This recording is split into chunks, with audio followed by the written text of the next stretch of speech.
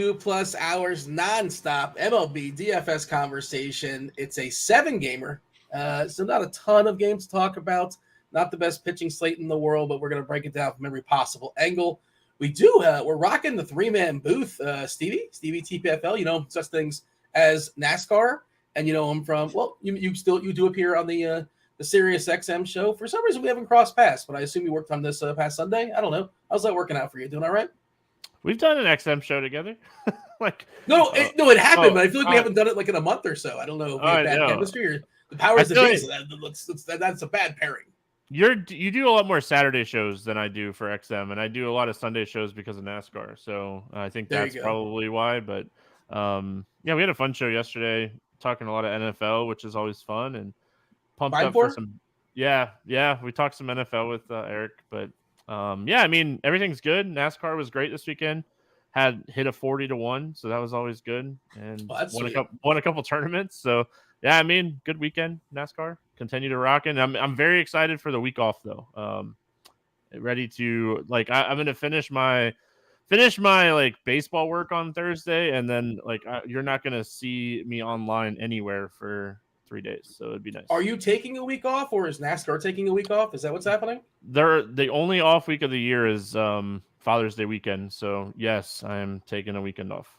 All right, enjoy it. Any plans, or just relaxing, getting some sleep, and get pampered? Father's Day, man. My wife's list is pretty long, so I'm sure there's plenty of stuff to do around the house.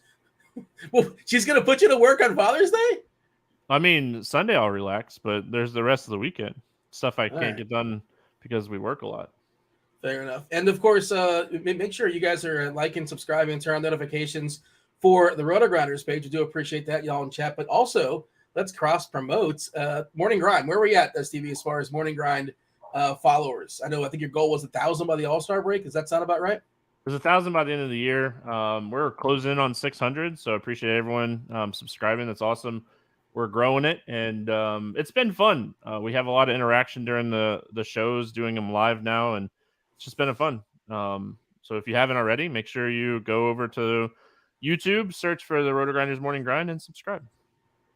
Pretty sure this is the first time we've ever had this 3-man iteration. Also joining us, the greatest DFS player of all of Saskatchewan, Saskatoon, Canada.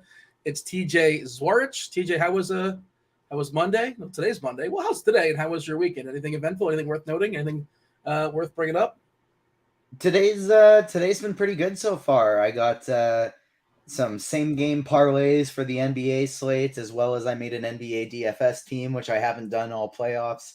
I got a bunch of home run bets in for today, so the Spidey bombs are ready for every time we hit 50 likes. And the weekend was all right. I was on a lot of shows. I was here doing the content. Nothing really eventful happening. But I'm excited about this little 3-man booth we got. It's like you said, we've never had this combo before. I've done lots of shows with you, lots of shows with Stevie, but never the three of us together. So this should be fun. Several people in chat are making the allegation. Can you confirm or deny that you're tired? They say you look tired. One of which is Kirkwood. Chris Kirkwood saying it. Derek is saying it. Are you feeling tired? You just going through the motions now? Not going through the motions, but yes, feeling tired. About 30 minutes before the show, I got hit with a just wave of, and so I didn't take a nap or anything like that. Didn't have the time, but maybe after this slate locks, I'll just take a little mini power nap before the NBA game. What is the shortest possible nap that's worth taking? That actually do some work? Can 15 minutes get the job done? Is that even worth the login, or 15 is just going to be a tease? I think for some people, 15 minutes works really well. I'm not the type that can just fall asleep very quick. Usually, it usually takes me a while to settle in. So I need about 30, and that'll give me that 15-minute nap. But I need a bit to settle in.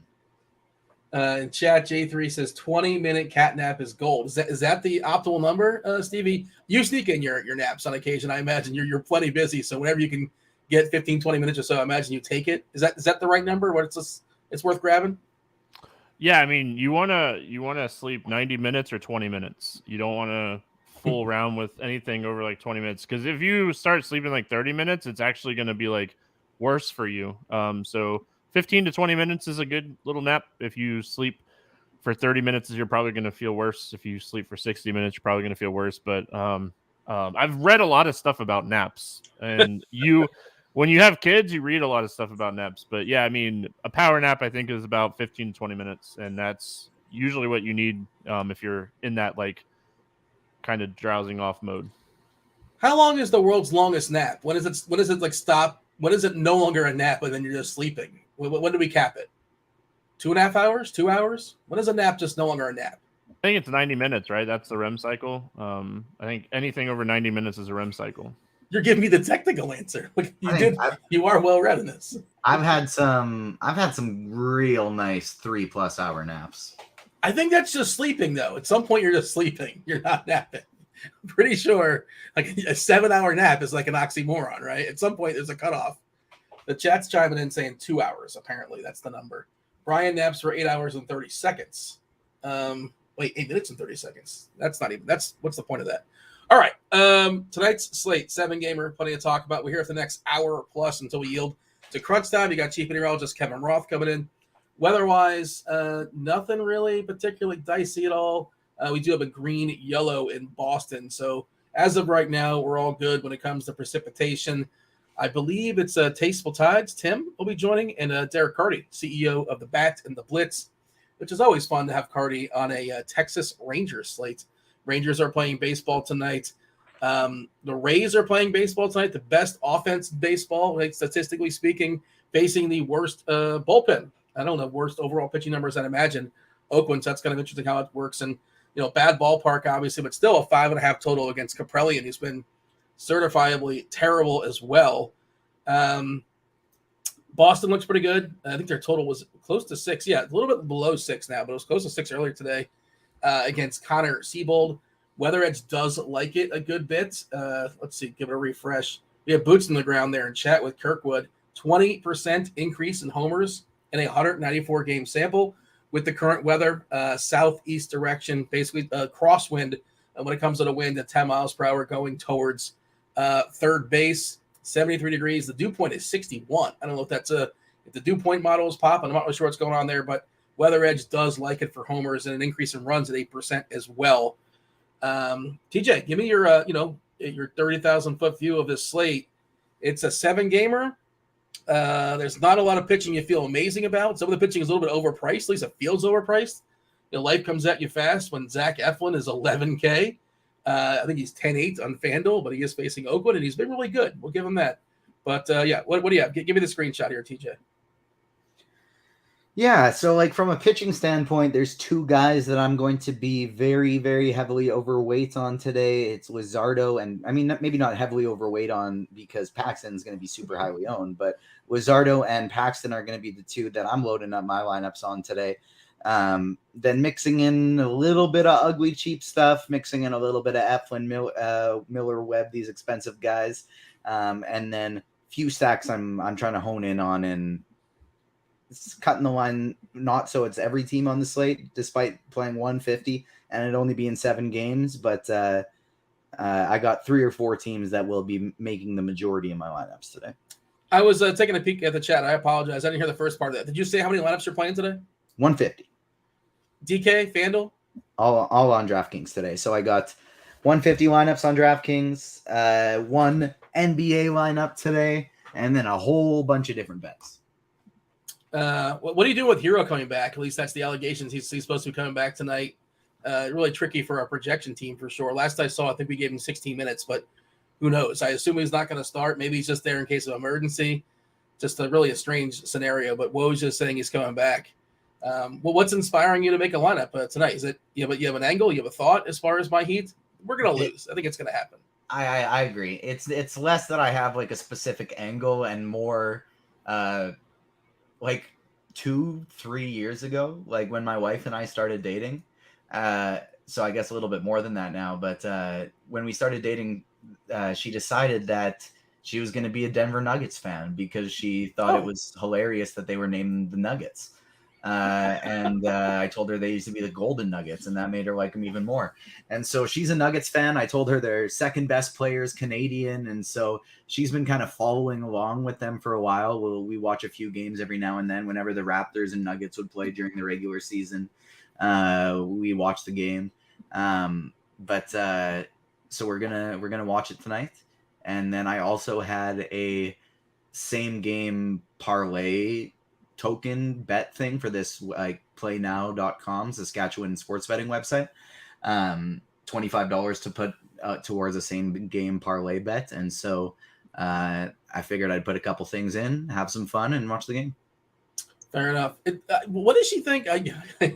Why is Nuggets such a funny word to her? I just don't know why. Know, it's the Nuggets. But I think it's gold inspired, right? I believe that's the inspiration. Yeah. I don't know. Okay, she's probably coming at it from a different angle. I'm not really sure, but fair enough. You're rooting against my Heat. If you think about it like chicken nuggets, it's very funny. Yes. There's an old Jerry Seinfeld bit about what part of the chicken is the nugget. Yeah. All right. We shall. Hey, Stevie, what do you have as far as this slate? I was looking at the expert survey. You partook, and you are kind of on an island. So I wanted to get your take, and I'm sure you've noticed this as well. One of the things you get if you have RG Premium, the expert survey, yourself, Head Chopper, Alex, Keith, the Luch, they all are on James Paxton as their favorite pitcher for optimal lineups, and you have Bryce Miller.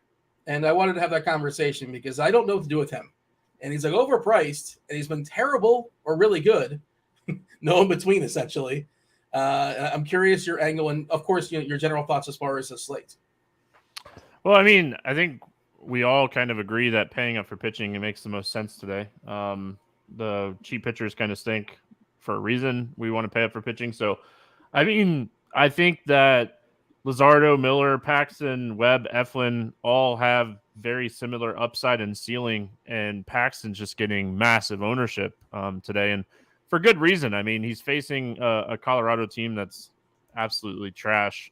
This lineup looks awful today, so I get why Paxton's getting the love, and it's just more of like game theory. Like we all like the same bats, but if we're all going to play the same bats and the same pitchers, why play the slate? So tournament thinking is always where I'm at. I don't play cash games. So I like Miller. Miller has been a guy that has shown plenty of upside. He has a ton of ceiling as far as talent is concerned. He doesn't walk people. The Marlins lineup is atrociously bad. Their best hitters out of the lineup, obviously. So, I mean, yeah, I think that this is a great spot for Bryce Miller to bounce back. He's had some tough matchups, and he's going to be the lowest owned of all of them. I talked about it in expert survey, like down in the where we like write out our top pitcher. And I mean, when we're looking at projected ownership, we're seeing Bryce Miller be the lowest of these guys. So I just kind of like this spot for Miller from an ownership perspective. And I mean, we're getting this guy against the Marlins, and he's shown ceiling. So that's more of why I like Miller. And it's not that I don't like Paxton. I just don't like his ownership. Yeah, because I'm curious. I assume you've watched Paxton more than myself and TJ. I've caught him here and there, and he's been pretty good. He's looked great. I mean, he's looked great. He looks.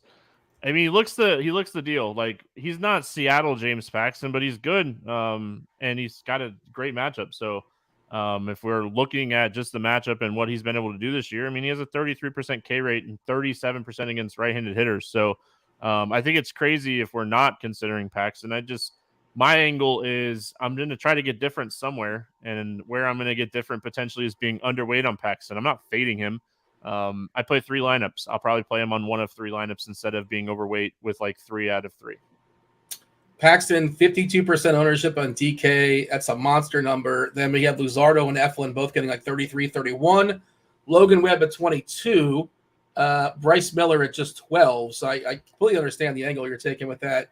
Liberatore is like the cheapie if you're going to go for a cheapie at 12%. But like you said, we're probably spending up on arms. We'll have this conversation with Steve. We'll play the game with TJ. He's running 150 lineups. I'm curious how many of these 150, how many pitchers. Do we know yet, TJ, officially how many are in the pool? How many are in the pool?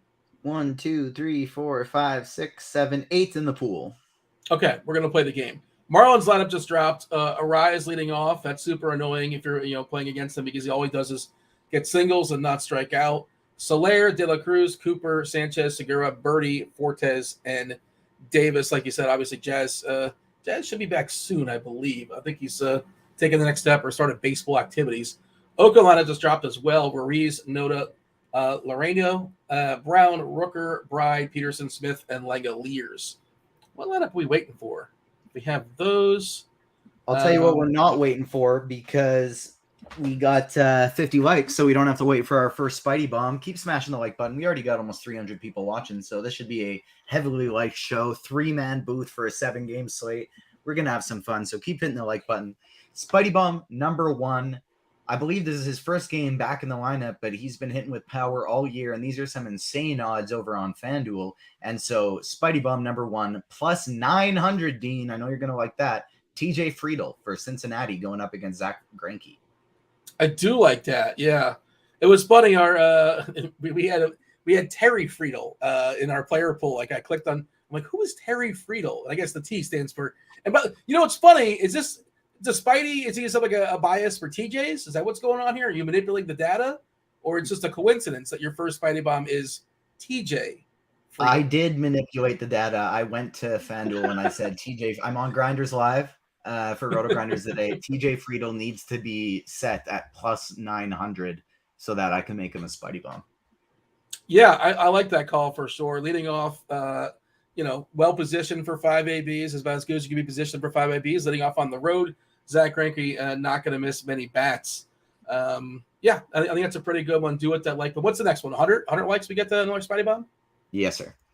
I think Brian C. I think must be trying to troll me in chat, because he said the 50% on Paxton. It's not making sense. And I said, well, he's been really good. And he said, well, 50%, that's kind of ace level. So I said, so is 33% K rate, which is what he's at on the season. That's ace level. And so he says, are you telling me James Paxton is an ace? Be very careful with your words. No, I said 33% K rate is ace level. Grasshopper, by the way. I was careful with my words and in no way said that. So, Brian C., you don't got to be telling people to be careful with their words. You got to be working on that reading comprehension.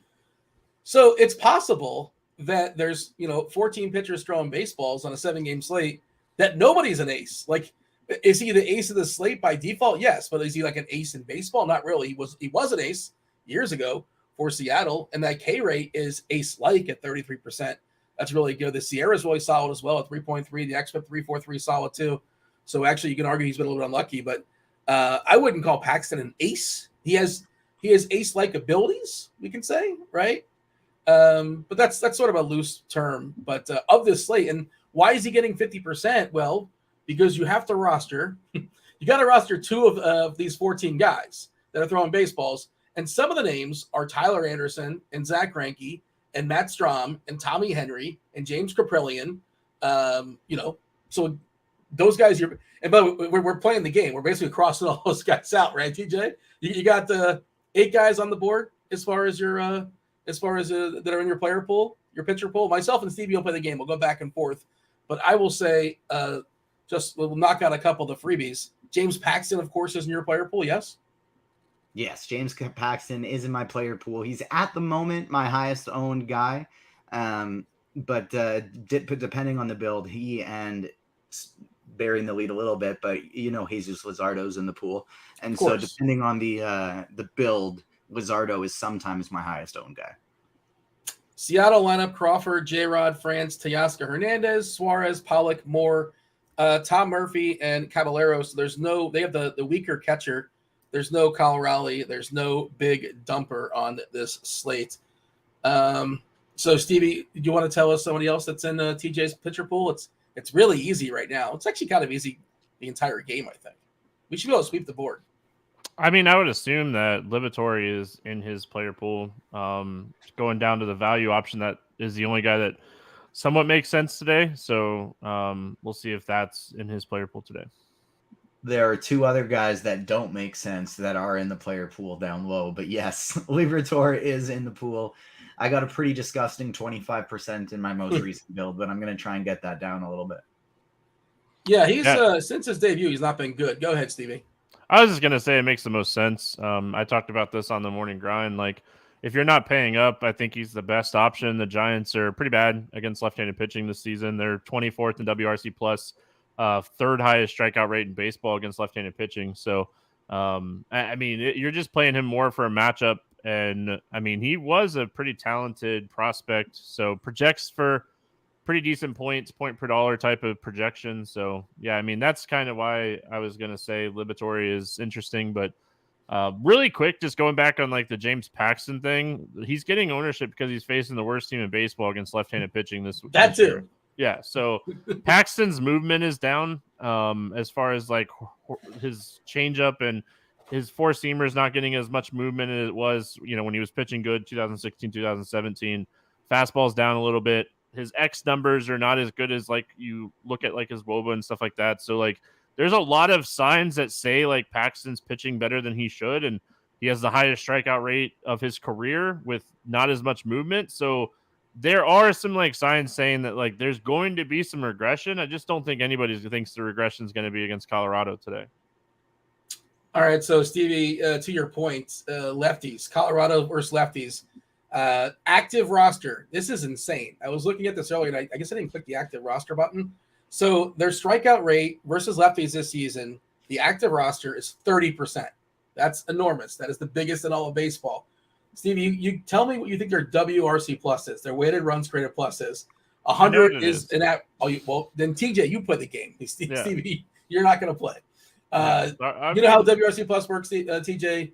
I'll tell you this. The 29th team,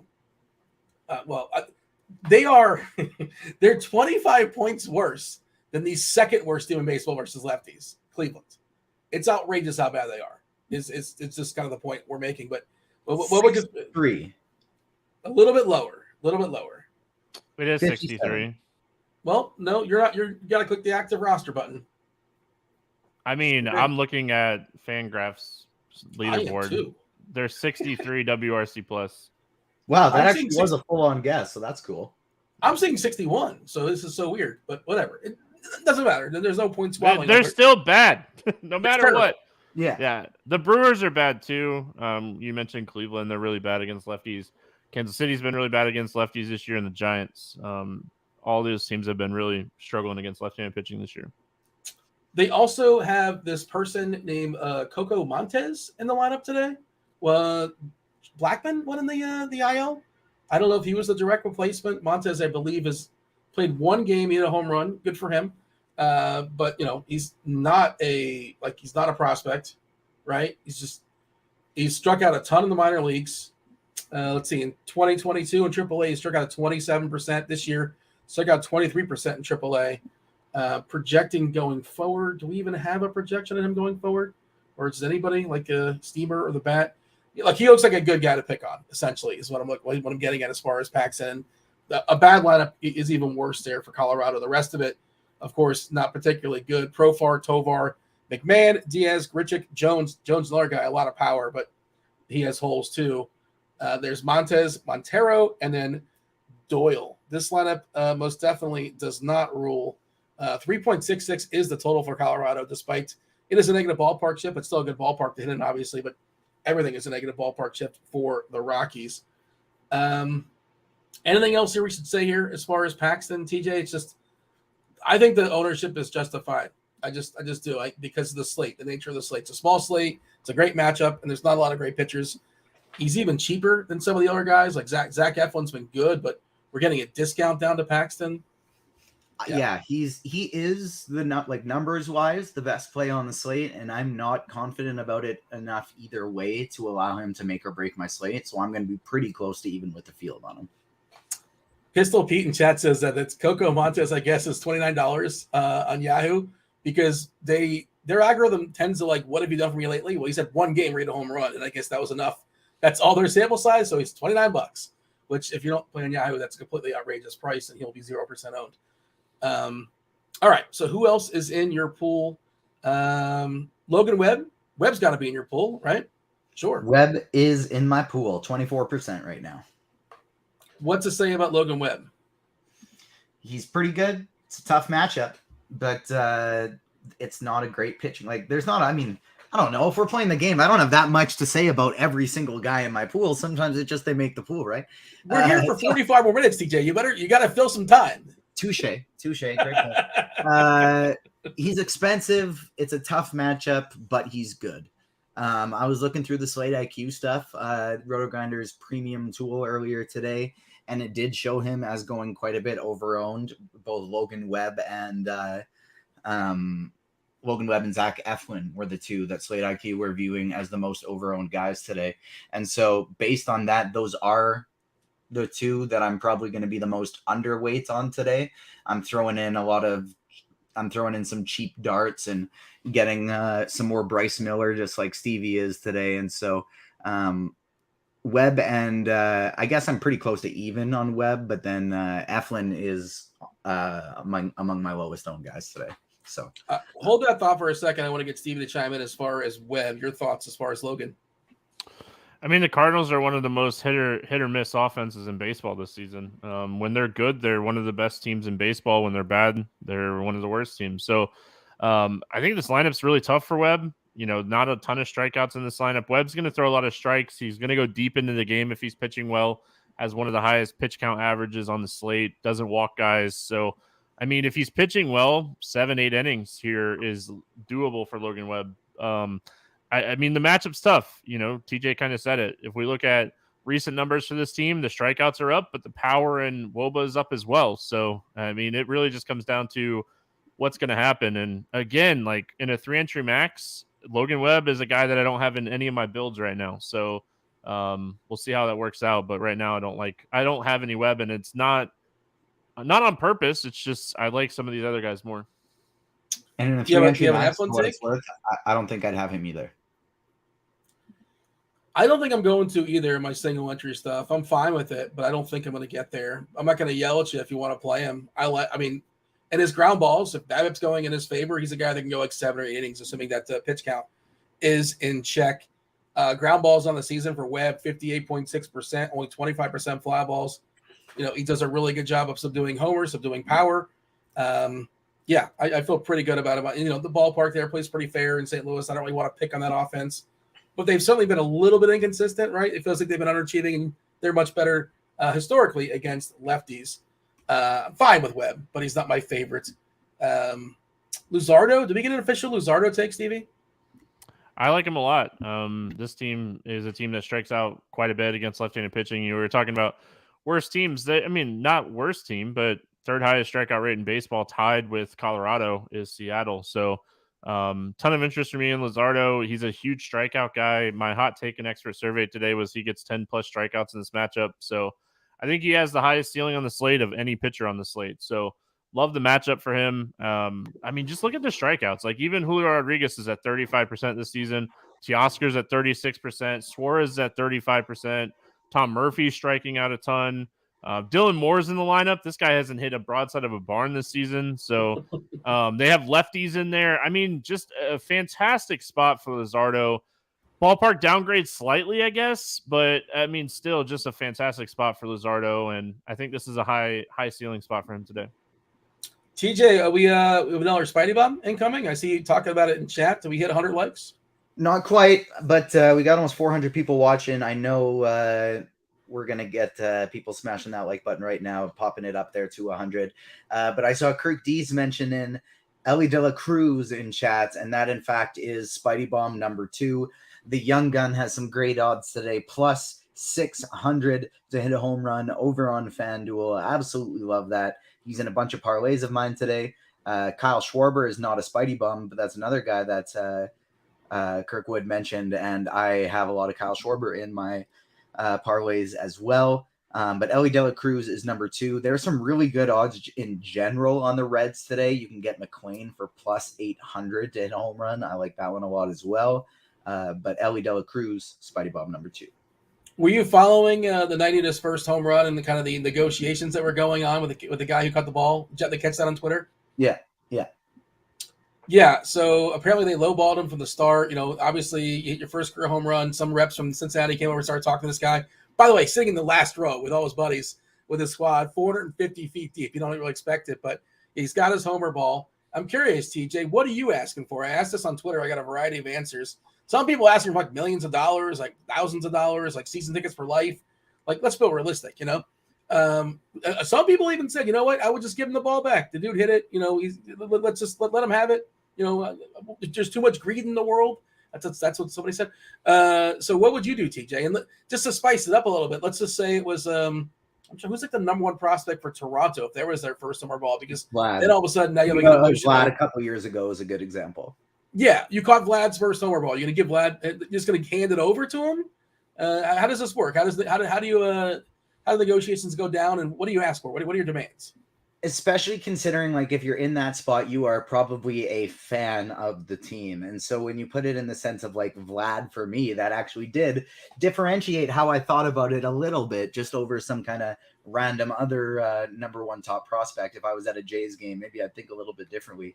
But I think what I would be looking for would probably, I wouldn't be going insane on it, like in terms of large amounts of money, but I would want something else in return that would probably be worth a large amount of money. And so whether it was the jersey he was wearing that game signed, a signed bat as well, something like that, and then hit me with some tickets, either season tickets or like my choice of future playoff games, something like that. Yeah, Kirkwood in chat says, I thought this was an interesting thing. He says, I get it authenticated, then I keep it and run away. I think, like, so if you're playing hardball, right, do they have to authenticate it? Like, whoever's in the stadium, do they have to, like, just give it? Okay, yeah, if you're not going to give it to us, we're not going to authenticate it. There you go. Enjoy. Yeah, good luck telling people that's the ball, because who's going to believe you? He was wearing a red hat, by the way. I don't know if you saw the resolution. I'll tell you the resolution in a second, but I'm curious, Stevie, you ever thought of this?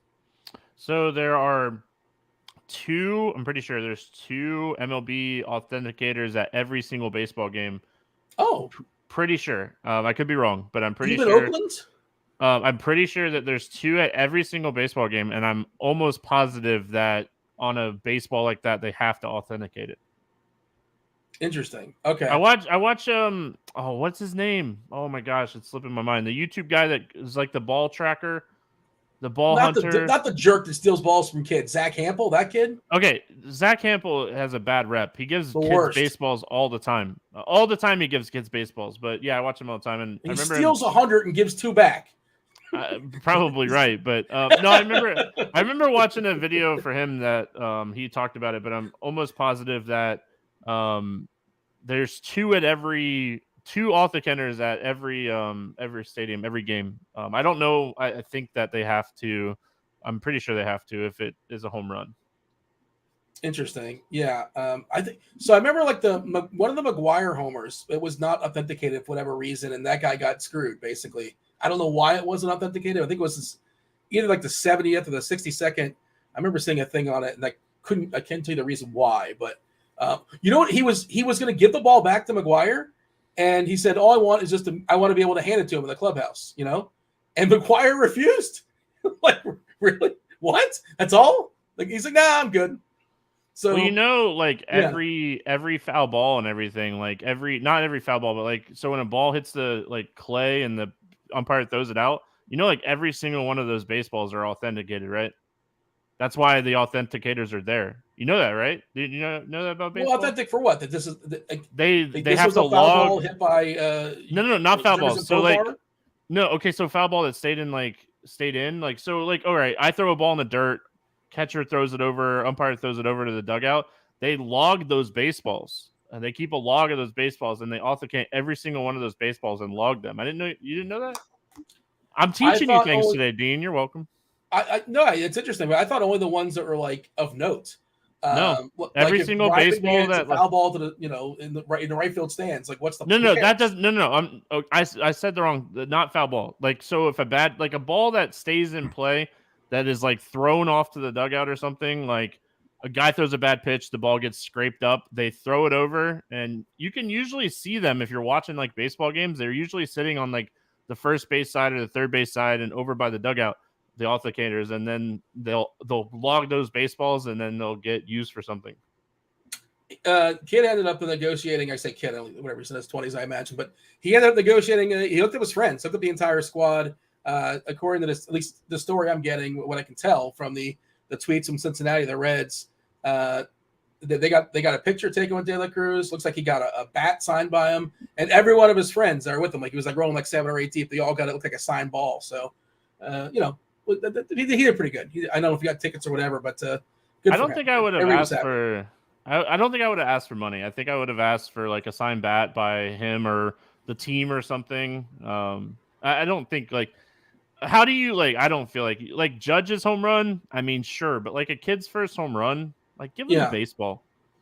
Give me some ticket. Like, let me pick 4 or 5 games to come to. Hook me up with some tickets. Hook me up with a baseball bat or something. But yeah. Judge is rich. The Yankees are rich. Like De La Cruz, he probably had a nice signing bonus. I don't know, but he's not like Judge rich. So maybe let's not try to get $50,000 out of whatever it is. Regardless, I would never want money that came from the player. I'd want it to come from the team and the owners, but I don't want it. Well, good luck getting it from the owners. I mean, if it's coming from the team, that's essentially where. But I would never want the player to have to pay for the ball. Yeah. Is there anybody we missed? Hook me up with VIP tickets behind home plate one game or something, like full on VIP treatment at a game with my family or something. I'm good. I agree with Steve. Include those food vouchers, and I'm good to go. All right. What did we miss as far as pitchers? I feel like we talked about most everybody that's relevant. Luke Weaver, Dane Dunning. We didn't really talk a lot about Eflin. We kind of mentioned him in passing a couple times. Stevie, what's our official take on Eflin? Expensive price, obviously. Good ballpark to pitch in. Terrible lineup.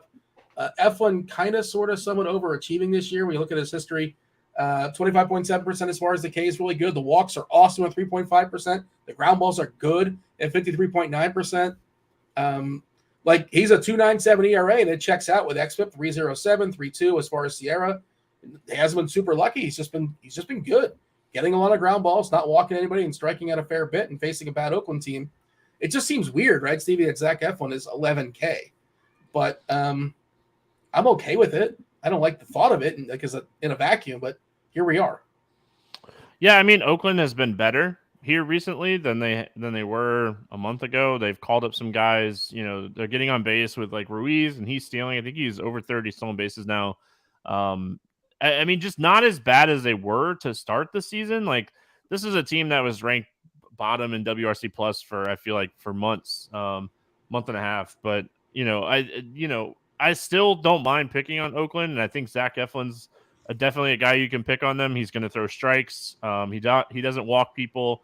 Like you said, he generates ground balls. I don't think the matchup is as home run as it has been in the last few weeks, but I mean, it's still a great spot. The price is sticker shock, but he's in a good spot.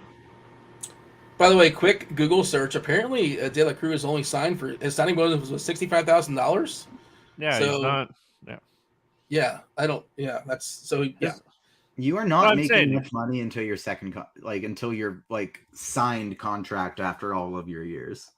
It depends, right? I don't know if he was an international signing or if he was in the draft. I don't know his history, to be honest, but that seems to be. He's not rich just yet. He's a good.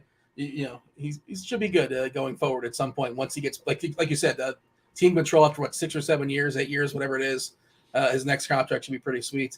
TJ, your official take as far as Eflin, and then just give me the summary when it comes to pitchers.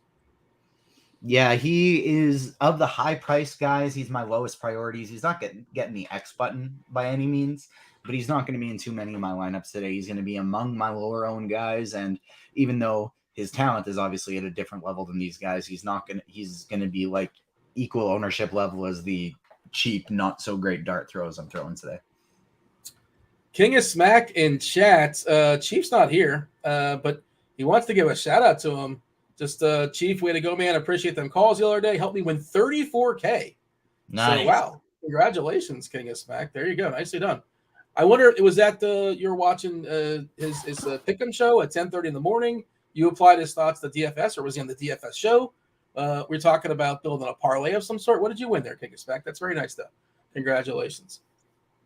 Stevie, give me your summary as far as arms. Sorry, I had water go down the wrong way. It's no worries. Agitating me. My favorite pitcher on the slate, if we're considering ownership, is Bryce Miller. I like Luzardo a ton. Paxton's in a great spot. I would prefer Paxton over Eflin and Webb because of pricing. I mean, we're going to talk about bats. There's a lot of good bats on the slate. So it's tougher for me to get to Eflin, even though I think this is a great spot for him. But yeah, I mean, Miller, Luzardo, my two favorites. And I like playing them against each other and stacking a popular stack because I don't think it will be as chalky with the popular stack. Arizona lineup just came out. It's Marte leading off, Rivera batting the 2-hole, Carroll, Walker, Longoria, Smith, Kelly, Perdomo, and McCarthy. Let's talk those stacks. And by the way, there's the Take Your Pick'em show. Take Your Pick'em show with Chief comes on at 10:30 in the morning, a half hour before Blender show. Blenders. What is the name of Blender show? I just know it's the Blender show, and every once in a while we invade it when there's Wednesday and Thursday baseball. But strategy, you guys know it's the Blender show. Yeah, name it whatever you want. Stacks. Let's talk stacks. We are going to be talking about back to that Atlanta lineup quick. Is this Atlanta? Wrong Arizona lineup quick. This is Carson Kelly's first game back in a really long time, correct? That is a good call. Yeah. We have not seen him since last year. Yeah. March of last year. Huh. What did he have? What was his body part? Or was it March of this year? He did like something to his arm. No, he hasn't played this year, but he did something to his arm. I think he fractured his arm or something. I don't know if it was in spring training or what it was, but I know he fractured his arm. He was on the 60-day IL. He got activated this morning. Okay, fair enough. Do we care about Carson Kelly? It's just worth noting, yeah. I said it, and I knew the name, but I didn't realize this is his first game back this season. But, all right. He's a cheapie. He's a cheap catcher. I think he's a better cheap catcher. That's probably going to be really chalky for Tampa. We don't have Tampa's lineup just yet, but if you're going to be spending all the way down a catcher, I think Mejia is the guy at 2.3K versus Kaprelian. We're going to talk about the Rays. I don't know what to do with the Rays because, well, we'll have the discussion. Obviously, the ballpark is spectacular. No, it's the opposite of spectacular, but their home ballpark stinks, and they've been spectacular all year. They don't really care how bad the ballpark may or may not be. Locked in for 9 against Kaprelian and whatever's coming behind them is a good spot to be in. Myself, the Luch, Keith, Head Chopper, we have our consensus rankings. Boston's number 1 as far as stacks on the board. Boston, then Texas, then Tampa, then Philly, then Arizona, then the Angels, and then a little bit of KC love. TJ, I'll run that back for you. Boston, Texas, Tampa, Philly, Arizona, LA, Kansas City. That's our consensus rankings. Anything too high, too low, something we should kick off the board, something we should add to the board. What's your overall thoughts? I think there are a couple teams I'd want to add to the board just in terms of like similar to those bottom tier teams. I agree with the top 3. I think Tampa's probably the one I'm most excited getting to. But Boston, Tampa, Texas, I agree with those top 3. 19 likes away from our third Spidey bomb. Keep smashing that like button. Speaking of Tampa Bay, hint, hint. Yeah, that's a team I probably like the most today, but I agree with the top 5. And then the other teams that I would want to add into that list are, for the most part, Cincinnati. I've really been liking playing Cincinnati, if not as a full stack, but as a mini stack since they've called up all these stud young guys. And then even though I'm playing 50% Paxton, I do like the idea of getting to a little bit of Colorado as well, just because he's going to be 50% owned. Stevie, your thoughts as far as stacks? Yeah, I mean, I'm with you guys. Boston, Tampa, Texas, my 3 favorites. I like the Reds and Kansas City for some value. I really like the game stack of Philadelphia, Arizona for what it's worth. I think that's a really interesting game stack today, like that you could build out and do like a 4-4 type of stack, and the positions kind of work and it all kind of comes together when you're building out the stack, assuming that Philly rolls out a pretty like normal Philadelphia lineup, and then you can get two semi-decent pitchers on with it as well. So that's one of the game stacks I'm looking at. There's some value on both sides. I really hope that Sosa's in the lineup. He was my home run call on Expert Survey today. I really like Sosa. Not to steal a Spidey bomb, but I like Sosa for a home run today. Are you referring to our producer Steve or Sammy? Or the guy for Philadelphia? Yeah, Sammy Sosa. The weirdest swings in baseball ever. We're still waiting for Philadelphia and the Rays. We got everything else as far as lineups. Speaking of lineups, yeah, this was pointed out to me in chat. I saw this right before the show. I'm like, who is Darian Blanco?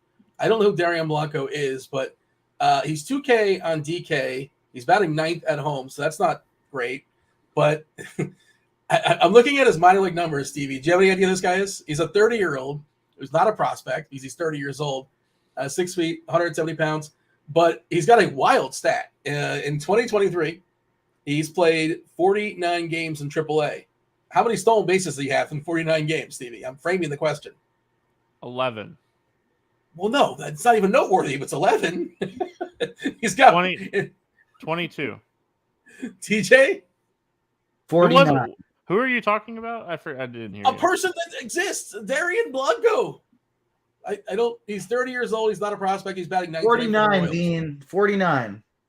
49 games, and he has 47 stolen bases. Oh, my guesses are so good today. Yeah, I mean, Price is Right rules, you still lose. You get a big zonk. But, you know, you got to Well, we weren't playing Price is Right rules. So they're always implied unless otherwise noted. Always implied unless otherwise noted. Yeah. I Last just year. noted it, so there you go. Going forward, just understand. Last year in 170 games, he had 45 stolen bases and 14 homers, still a little bit of pop. Only 3 homers this year in AAA, but just that's pretty wild. That's a lot of stolen bases, and I guess if he gets on, he's going to go. But I don't know what his pinch hit risk is. I know nothing about this guy, but that's just kind of sort of somewhat interesting. I wonder, is Weaver somebody you can run on? I feel like his brother was somebody we could run on forever. Wasn't Jared Weaver really vulnerable to the stolen base?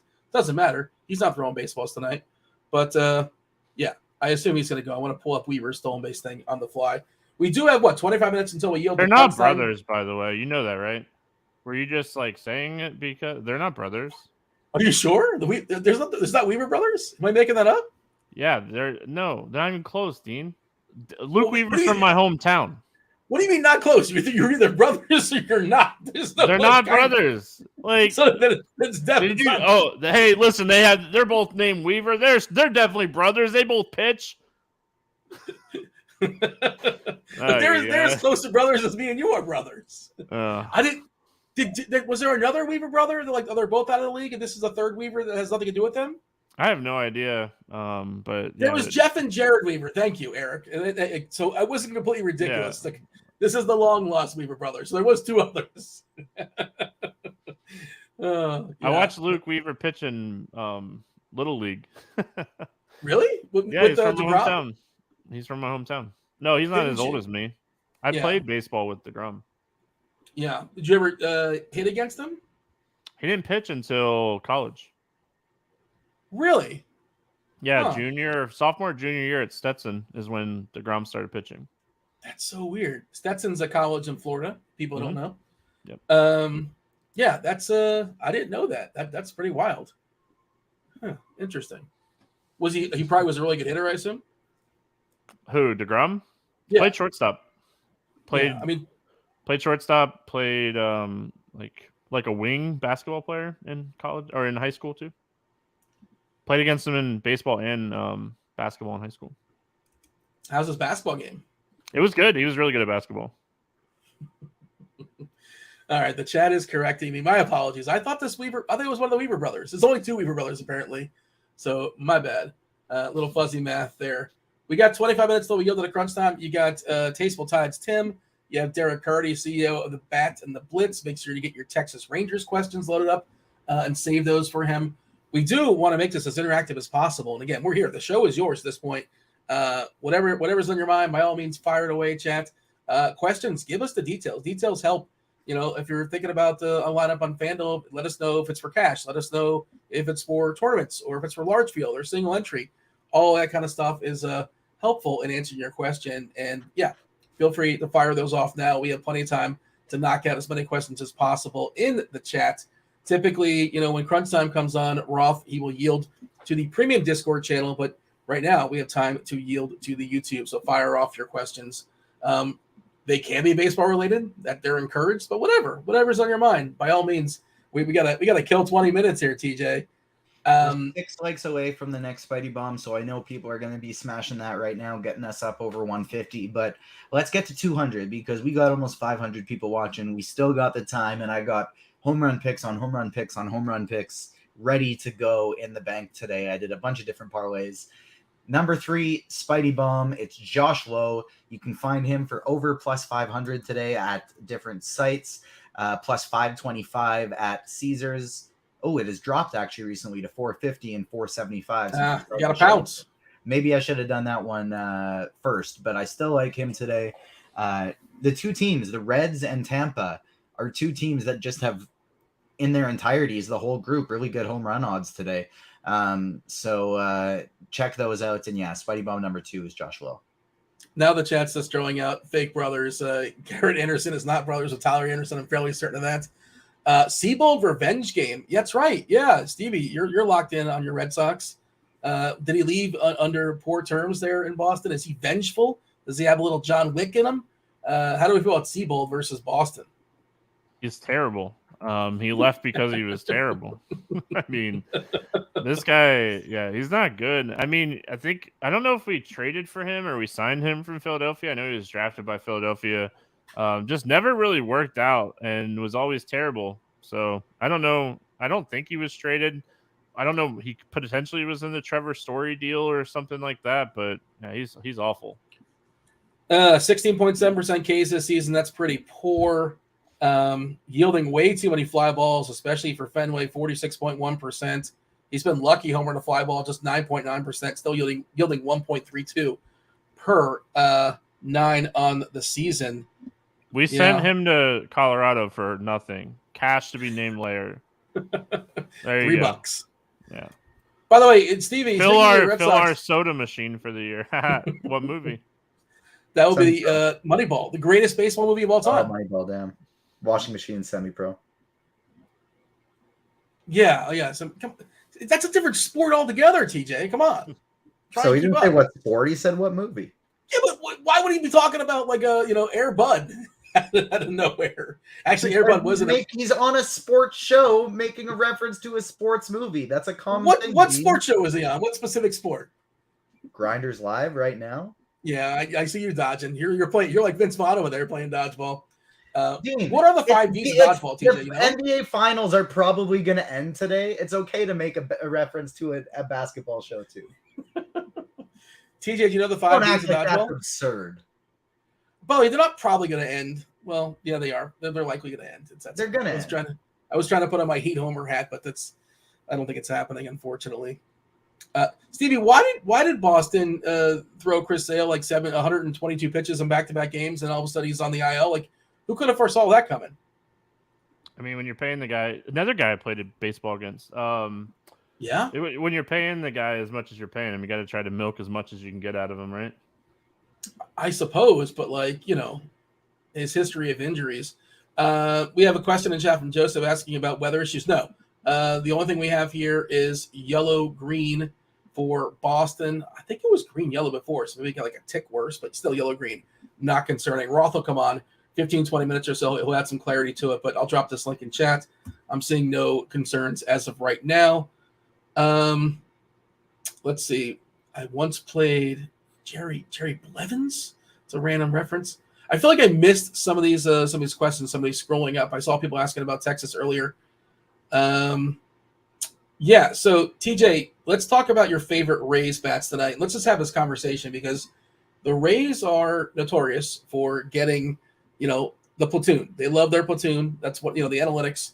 And Oakland is terrible, but they have 4 lefties in their bullpen.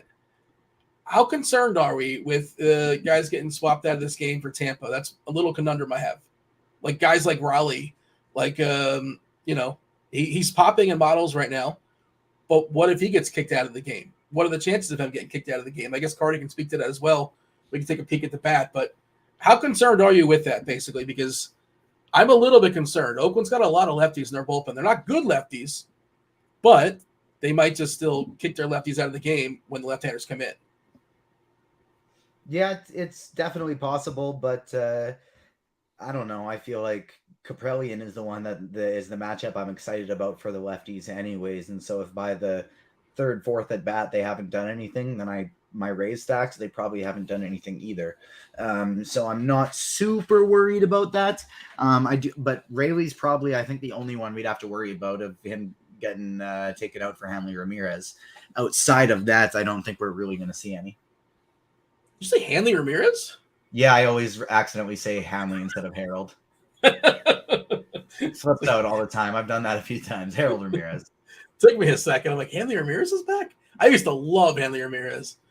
He was so much fun in the Marlins back in the day. Not very good on your Red Sox there, Stevie.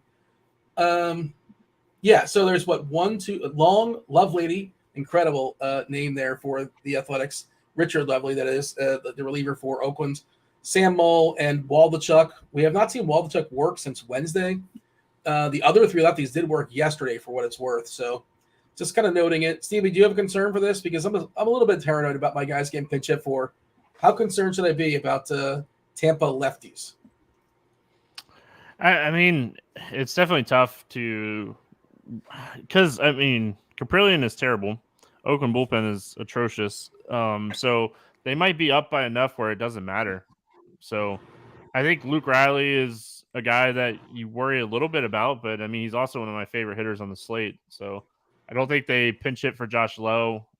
So, yeah, I mean, I think we're going to see a pretty normal Tampa lineup. And, yeah, I mean, if they're up by enough, I don't think we're going to see pinch hit guys. Yeah, I mean, that's the thing. If it's 10-0 in the fourth, like whatever, like who cares? Like, but Tampa, they may do something goofy, but probably not. Less likely. I'm pulling up the bats, and let's see. We don't even have an official lineup just yet, so I don't know what we can do with the Tampa stuff, pinch hit wise. But just for the sake of the conversation, let's see. All right. So nothing terribly high. The highest guy is Raleigh, for what it's worth. Raleigh and Lowe, but they're in the teens as of right now. This stuff may change depending on how the lineup goes. But, and, Carty can speak to it more and give it more clarity when it comes on in about 15 minutes or so. So your favorite Tampa bats, Stevie, who are they? Well, I mean, I mentioned Luke Riley. I like his price.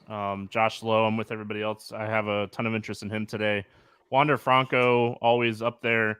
Yandy Diaz is kind of underrated this season. He's having a really good year. He's expensive, but really any of these guys, Dean, honestly, I mean, I think they're all in play, all 9 of them. And then you kind of already mentioned Mejia, catcher. He's going to be pretty popular catcher today. He's just really cheap. So, yeah, I mean, not to use the cop-out answer, but I think all the Tampa guys are in play. I'm pulling up the expert survey, Stevie. You partook today. TJ, you did not. But TJ, feel free to have your answers ready. We'll kind of go through them, and I want Stevie to kind of clarify. We talked about pitching already. Your favorite salary saver in general, Stevie, who would that be? Well, the answer is Tristan Casas. I have it right here. Yeah, I was going to say, I'm with everybody on as far as really liking the Boston Sox today, and he has a ton of power. He's just a big strikeout guy. They're not facing a high strikeout pitcher, so like Casas a lot today. Do you have one, TJ, as far as your favorite cheapie to kind of make stuff work? I guess Luke Raley would really be the guy today. Yeah, Raley. Yeah, I see Stevie likes him as well. Duvall. How do we feel about Duvall? Adam Duvall's back today for Boston. On Fanduel, he's too cheap. He's like $5K on, he's $5K on DraftKings. He's $2,800 on Fanduel. TJ, you made a bunch of lineups, 150 lineups. Contrary to popular belief, you actually can't get every possible combination. Who's the player that maybe you just don't have enough of? You want more, but for whatever reason doesn't work with your iterations? Who are you most afraid of going off you just don't have enough of? That is a great question. Let's look through it here. I would say probably either Shohei or Bryce Harper. Yeah, what is a Harper the left on left thing, or you couldn't make it worth salary wise because you're paying up for like a Rosarena or something like that, somebody different? Honestly, more so just like if I'm playing Phillies, it's a lot easier to get in like Castellanos and Schwarber in the outfield as opposed to Harper, who's like over $1,000 more expensive than both of them. So that would be the main thing. I do have a decent amount of Schwarber today, but Harper, I'm going to be slightly projected under the field. Shohei Ohtani, we're projecting for 16% ownership, and I have 13. So like nothing crazy bad or anything like that. But those would be probably the hitters I'd be most worried about being underweight on. And then from a pitching standpoint, it would either be Logan Webb or Zach Eflin, since in my most recent build, I only have 10% of each of them. Stevie, same question. I in case you forgot, sometimes I forget what I put, but your answer was, I'm not sure if you pulled it up. You answered Mike Trout. Why is Trout not stealing this year? Is that just like coming down from management? Why does he have 0 stolen bases? What's the story with that? Is he just trying to stay healthy? I mean, I don't know. If you could take Mike Trout running and missing 40 games, or Mike Trout not running and playing the whole season, what are you going to do? Well, I mean, that's not the choice, but I hear what you're saying. Yeah. I mean, it certainly probably increases the chances of him getting injured, but you can't just assume that he'll get injured if he tries to steal a base or two here and there. But, yeah, I mean, Trout is just a guy that just doesn't make builds for me today. He's so expensive. Dane Dunning does a great job of limiting power to righties, generating ground balls. He's a guy that can hit a home run off of anybody, but I mean, how do you make him work today? Like if I'm playing the Angels, which I have a 3-man Angel stack, I'm picking him or Ohtani. Well, I'm taking Ohtani. He's been way better this year against right-handed pitching, and then I'm just kind of taking 2 of the cheap bats with him. Yeah, Ohtani will still a base too. On Fanduel, it's worth owning. Trout's like 3.6. That's a pretty good price for him. I think it's cheap enough where you can just say whatever. If he's not stealing bases, I still can get over that. Do see some questions here loading up in chat. Let's see, Webb or Luzardo? Justin wants to know, TJ, you like Webb or Luzardo? There's no specifics as far as if it's cash, if it's tournaments, whatever it is, but just that's all we have. Any format for me, it's Luzardo by a lot. Fair enough. Did you know Gabe Kaplan is Headchopper's cousin? I wasn't aware of that. Now we have a lot of fake, relatives being dropped here in chat. Did you see Killian Murphy pitches for the Tampa Bay Rays?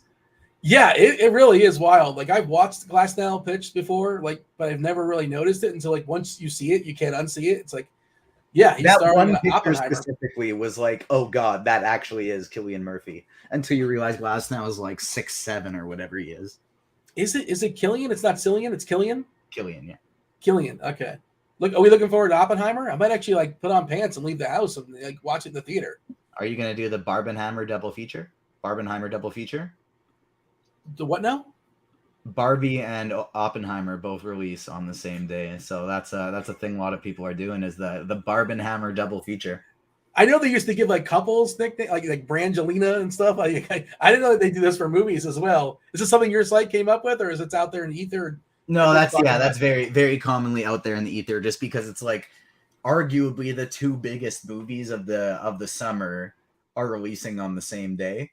One would budge. You'd think one would budge and kind of move, but I guess they're setting their days and that's that. Well, I mean, they don't the reason neither of them will is because Barbie is going to smash it in the opening weekend, but Oppenheimer has a guaranteed whatever it is 90-day theatrical window, 120-day theatrical window. So they're not worried about opening weekend. That'll be a long haul movie. Yeah, Christopher Nolan is basically that dude's batting 1,000. Every single movie that guy makes is just spectacular. Although I do need somebody to explain Tenet to me. Can somebody explain Tenet? I have 40 minutes. Is that enough time? TJ, did you watch Tenet and did you understand it? Did you get it? I have not watched Tenet. No. Oh, do you like Christopher Nolan? Yeah, I don't really have directors that it's those are my guys. I have actors, but I don't really have directors that it's I adore everything this person does. Really? You don't have that? I figured you would. You're a cinephile. I do. It's just I'm not as focused in on that. You might not realize it. There's probably one you have, you didn't realize. Oh, this guy did this, this, and this. I love all 3 of those movies. Possibly, yeah, I'm sure there's lots of that. It's honestly just not something I've taken the time to really think about. But Christopher Nolan, my co-host on the Agents of Fandom podcast, Garrett Blaney, his favorite director is Christopher Nolan, and he just basically adores every Nolan movie. But I like the cut of that guy's jib. What's the guy's name again? I like the cut of his jib. Garrett. You would like Garrett, I think. Good people. Tune in next time if you do watch Secret Invasion and you decide that you like it. Tune into the podcast because we'll be talking about it each week. But Derek and Chad asking Barbie is expected to be popular. It's gonna be huge. That will be the biggest, highest selling movie of the summer. It's a guaranteed $1 billion movie. Yeah, it's gonna make a lot of money for sure. And I'm gonna see Oppenheimer first. I guess I'll watch Barbie. Sure, the cast is good, and I like the director. Greta Gerwig is the director, yeah. And it's Margot Robbie and one of the Ryans. Yeah, I knew one of the whole cast is just absolutely insane. It's one of the most stacked casts you're ever gonna see. But yeah, Margot Robbie and Ryan Gosling as Ken. He looks pretty hilarious. Alex in chat, Alex, good people. Well, he says Nolan is perfect. Yeah, Nolan's batting average is spectacular. Stevie, you want to chime in? Feel free. I don't know if you have a thought on any of this. Any movies we're gonna are we either one of those on the list for you, Barbie or Oppenheimer? Nope. Dynamite drop-in. I had a feeling you had no interest. Your kids might want to see. Is Barbie age appropriate? Is it PG-13? I'm not sure what it is. I'd assume it's PG-13. Is that right, TJ? Maybe? Possibly? Probably will be PG-13, yeah. But I'm assuming they're going to make it so that, like, it probably hits the age closer of like 8 and up is fine. Like, I'm sure there's going to be a lot of adult-oriented jokes. Double entendres. I'm assuming the writing will be good enough that it's like it's well suited for both. David in chat, cash on DraftKings, would you pair Luzardo or Eflin? ? With Paxton. Luzardo. Wait, you say Luzardo and Paxton? Yeah. I mean, if I can get to Eflin, I would take Eflin over Luzardo personally. But there's a difference in price. It's like if you do the salary, I'm okay stepping down Luzardo. Is that how you feel? Like straight up, if you have the money for both, you'd still take Luzardo? I would go Luzardo. Like, I would put Luzardo and Paxton there first in a cash game, and then I'd find elsewhere to spend my money. Like, I'd basically just make sure I didn't have that. Oh, I can just go up to Eflin. Like, I'd find a better spot elsewhere.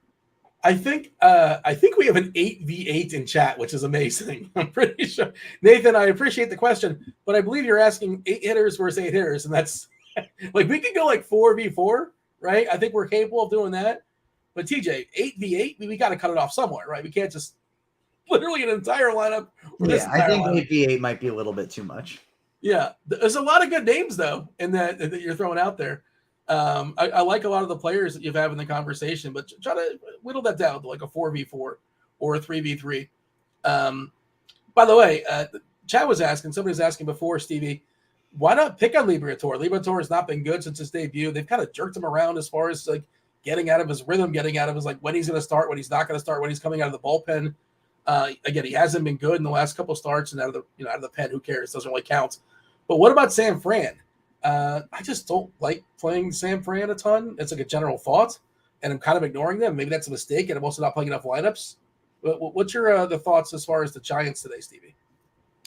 I mean, if I'm TJ, I have the Giants stack 5 to 10% in 150 teams because Liberatore is going to be so popular. And the biggest concern, right, is, yeah, you can play Slater and Flores and these like guys that look great on paper, but as soon as a right-handed pitcher comes in, these guys are yanked. So I just worry about the pinch hit side. So they're cheap. The stack really, I mean, if you want to pay up for like an Eflin, Miller, Eflin, Luzardo type team, the stack is really cheap, and it's really not hard to get, the big bats in the lineup here. So I completely understand why people would do it. I'm not playing enough lineups. If I was playing 150 like TJ today, sure, yeah, I would definitely have the Giants in my player pool as a stack. TJ? Yeah, that's Stevie said 5 to 10% stacks. I have them in 8% in my most recent build, and I'm trying to get it up to 10. So I don't love them, but it's more I like that they're going up against the chalky pitcher, and especially because I'm going to have that chalky pitcher a decent amount. I want to make sure I'm getting some of them as well. So my most recent build in 150 lineups had 12 giant stacks, and I'm going to try and get that to about 15. TJ, how about the Rangers? Who are your favorite Rangers bats today? From a tournament standpoint, I really like Corey Seager in the lefty-lefty, Adolis Garcia, Josh Jung, both catchers I really like today. But I'd say individually my favorite is probably going to be Ezekiel Duran, just because he has that dual position eligibility now. He's nice and cheap. He's been hitting the ball well all year, but you can also play him in the outfield, making it so that you can do him and Seager together now, which I really like. Mark says Mitch Garver, easy bomb. That's one way to be different. I think Garver is going to be less owned than Heim, if I'm not mistaken. Other way around. Garver is the chalkier one. Heim's the lower owned one. Yep. Interesting. The price is kind of similar, and Garver is behind him in the batting order. How close is it as far as ownership? That's surprising. I can tell you. Do you happen to have it in front of you? Yeah. Hold on. I'm curious. Heim is projected for 4%, and Garver is projected for 9%. Okay. Yeah, I guess paying up to be a little bit different, but yeah. All right, fair enough. Stevie, give your sales pitch. Keith wants to know your thoughts as far as Bryce Miller. And the other thing about Bryce Miller, Stevie, and we kind of hinted at it, I kind of talked about how he's been really, really good or really, really bad. Like a lot of his really good starts, I guess he hasn't had many, but you can sort of go through it. He was great against Oakland twice, and good for him, but that was Oakland. He was good against Houston, and then good for him for real. And he was good against Detroit, and again, good for him, good for you.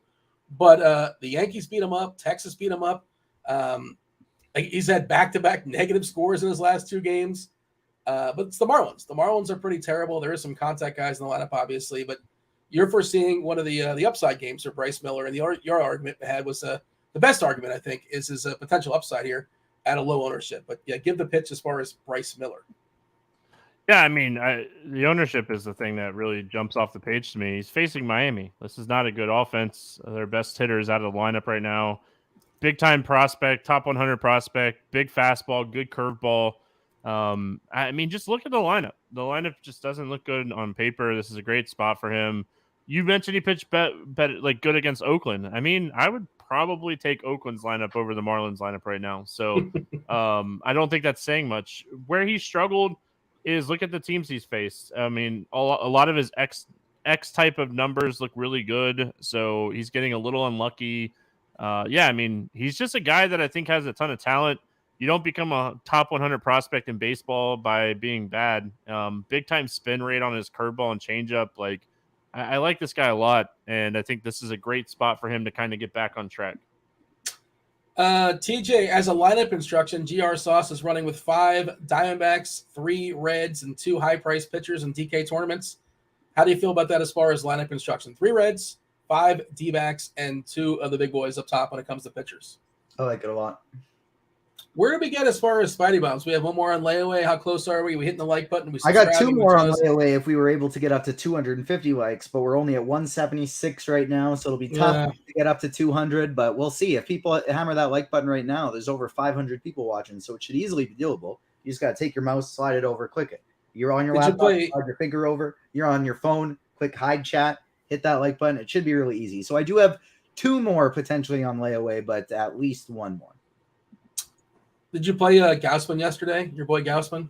Yeah, I was talking about that in chat with somebody who said they had a 6-leg parlay ruined because Gausman didn't get 9 Ks. I had a 5-leg parlay ruined because Gausman didn't get 5 Ks. So it still ended up being a good day. I had a bunch of 3 people parlays for home runs that hit. But if Gausman would have just put those Ks on too, it would have been a nice big one. We did just hit 200 likes. Time for Spidey Bomb number 4. Right as give the recap first, if you don't mind. Some people just gonna jump in and asking for it. I'm going to give it as well. Crunch Time Crew just popped in as well, so it's perfect timing to get up to that 200 like plateau. First Spidey Bomb was TJ Friedel plus 900 on FanDuel. Second Spidey Bomb was Ellie Dela Cruz plus 600 on FanDuel. Shout out to Roth. Third one, Josh Lowe plus 475. And the final one, we're sticking with Tampa Bay, and it's Wander Franco, who you can get for plus 750 to hit a home run over on Caesars. We got some real good homer odds today. Yes, Chief Meteorologist Kevin Roth is here. Tasteful Tides, Tim. I believe Carty is in the bullpen. He'll be here momentarily. What's up, Roth? How was your weekend? Did you happen to get a chance to watch Creed 3? I know it was on your list. Did we knock it out? Ended up watching some rom-com with Sandra Bullock instead. Obviously, this was a wife choice. Which but one? It was Lost City with Channing Tatum. Yeah. Oh, the Amazon one. That was a fun movie. Yeah, as far as crappy movies go, it was absolutely It's no fine. Forces of Nature. I don't know what that is. July is only a month away. Which of these 2 movies are you going to be buying tickets for opening night? Are you going to Oppenheimer or are you going to Barbie? 100% Oppenheimer. Actually, I really want to see that movie. Hold on. Wait. Is this potentially fun? Is it potentially fun to go see Oppenheimer? I didn't say anything about fun. I do want to see it, though. It's 3 hours. It better be fun. No, I don't know if that's the type of movie that's fun to watch. Yeah, I don't think it'll be fun. It'll be interesting. I don't think it'll be fun. Interesting. I don't think I'm going to have fun. That's a Nolan movie, right? Like, has there ever been a bad Nolan movie made? So just go watch it. There's never been a bad Nolan movie. We were talking about this earlier, actually, but maybe you could explain it to me, Carty. You're pretty smart. Tenet, can I DM you? Can you explain Tenet to me? I actually didn't see Tenet. I want to. I know everyone said it's terrible. It's not that it's terrible. It's just, I don't know if it makes sense, and maybe it makes me feel dumb because I don't get it. But maybe nobody else has. Anybody else seen Tenet? Anybody else going to explain it to me? No, but, you're right. It was like enjoyable, but also I'm not entirely sure I knew what the hell was happening the whole time. But I still liked it. It was fine. Yeah, The Prestige and Memento are the sneaky, like really, really good Nolan movies that like I don't know if people have seen. Well, they've seen them. Yeah, those are just, Dean, did you see Air? Yeah, very good. Very good. So I liked good. it. Really, it's getting some love here. I think Stevie, you said that was just fantastic movie. It was well done, I think. Not showing like the actor of Michael Jordan, and it just was well done in general. Yeah, liked it. We can't talk about this for too long because I'll just get mad again that Dean hasn't seen Shrek. Well, I'm not 12, so yeah. It's for everyone. He hasn't seen Shrek Space is Jam. for either. everyone. It literally won an You haven't Oscar. seen Space Jam? No, Dean hasn't seen Space Jam. Thanks for watching, everybody. See you guys next time. I'm out on that note. Later, Stevie. Yeah. You lost him with that, Dean. He's not wrong. All right. Well, Stevie left, TJ left. I guess that's my cue to take off as well. But we'll pick this conversation up sooner or later. Discuss some more movies for sure. I cannot wait until Tim gives us a very fun review of Oppenheimer in a month or so. I'm very excited for Tim. But with that, the Fanduel sponsor, Crunch Time, starring Chief Meteorologist Kevin Roth, starring the very fun and excited and happy TastefulTides Tim, DerekCarty, going to be defending some Texas Rangers takes, I'm sure. Get ready, Carty. They're going to come at you. It's Roth. Roth, take it away. Good stuff as always. Welcome to it, ladies and gentlemen. It is Crunch Time. It's sponsored by Fanduel. This is a show where we bring on two of the sharpest minds in the biz. Going to take you up to luck. We're going to take you through luck. We're going to tell you the plays. We're going to give some home run picks. We're going to take your questions as well. So make sure you're hitting that thumbs up for us on YouTube for this amazing free show. And yes, it does involve the one, the only, the DerekCarty, the creator of the bat. What's up, man? Hey, there's an issue with the Bats ownership right now that I'm trying to fix, so I'm kind of splitting my attention just so everyone's aware. That's fair. All right. I'm going to read this comment anyways. T-shirt Carty is my least favorite Carty. I watch for two reasons: DFS takes and bare bird chest Carty. Give the people what we want. I like that. Is this a process over results shirt? Is that what's happening here? Oh, yeah. This is very, very good T-shirt. I approve, and it is right up your alley. We got TastefulTides as well. What up, Tim? No, not much. Yeah, that's. I was gonna ask Carty about his ownership there, but I didn't want to say anything on air. But I'm glad that he's looking at that. So yeah, definitely. This is a pretty fun little slate. Not a lot of games, but there's a lot of different angles you can go about it. So I'm excited to break it down with Carty. Okay. I forgot Carty types like a freaking elephant. He's just like, so, yeah. He has to have his code. He has to have his coding keyboard. I mean, yeah. It's like, it's a loud mechanical keyboard. It sounds louder than I'm actually typing. It sounds like you're just pissed off every time you push a button on it, but that's all right. Hey, I am excited to hang out with both of you guys here. Carty, let us know once the ownership stuff is all squared away. In the meantime, let's talk about this slate a little bit. And Tim, I'm going to lead in with you since we got Carty kind of splitting duties here. Tell me about the slate in general. You said it's kind of fun. I want more. Yeah, so I'll start with the easy part. I'll start with some pitching on both sites. At least SB1 on both sites is very, very straightforward. It's going to be James Paxton. I think he's the clear top option on both FanDuel and DK. He's going up against the Rockies, who are one of the worst offenses in baseball. Paxton's been hurt for quite a while, but he has come back and he has not looked rusty at all. He's got a pretty nice ceiling tonight. He's got a great floor. He's going to be high owned. But if you're playing cash games, he is definitely your number one guy, both sites. Don't overthink it. Personally, if I'm playing like a 3 max, I'm putting him in all 3. I don't really care if he's gonna be the highest owned. I think he's by far the best play. You think he's good chalk, basically. He's good chalk. Yeah, I mean, if you're branching out, going to like a 20 max, maybe you can start, trimming him a little bit. But if you're playing like a 3 max, like I'm putting him 3 out of 3, Gotcha. because the rest of the pitching pool is a little bit, I'd say, either overpriced or just not in an amazing matchup. And I think SB2 is where you can kind of start spreading out. I don't have like a hard conviction about who my next favorite pitcher would be. And do you think that's the case with the field as well, where there's not like a clear SP2 and thus it's going to be spread out, and that's kind of a good thing ownership wise? We're going to see ownership on Luzardo, Eflin, and Webb, which they're all fine, but I don't see a lot separating those 3. And then we've got somebody that Stevie was really high on, who I completely agree with him, a guy by the name of Bryce Miller, who's, only going to be like 12% owned.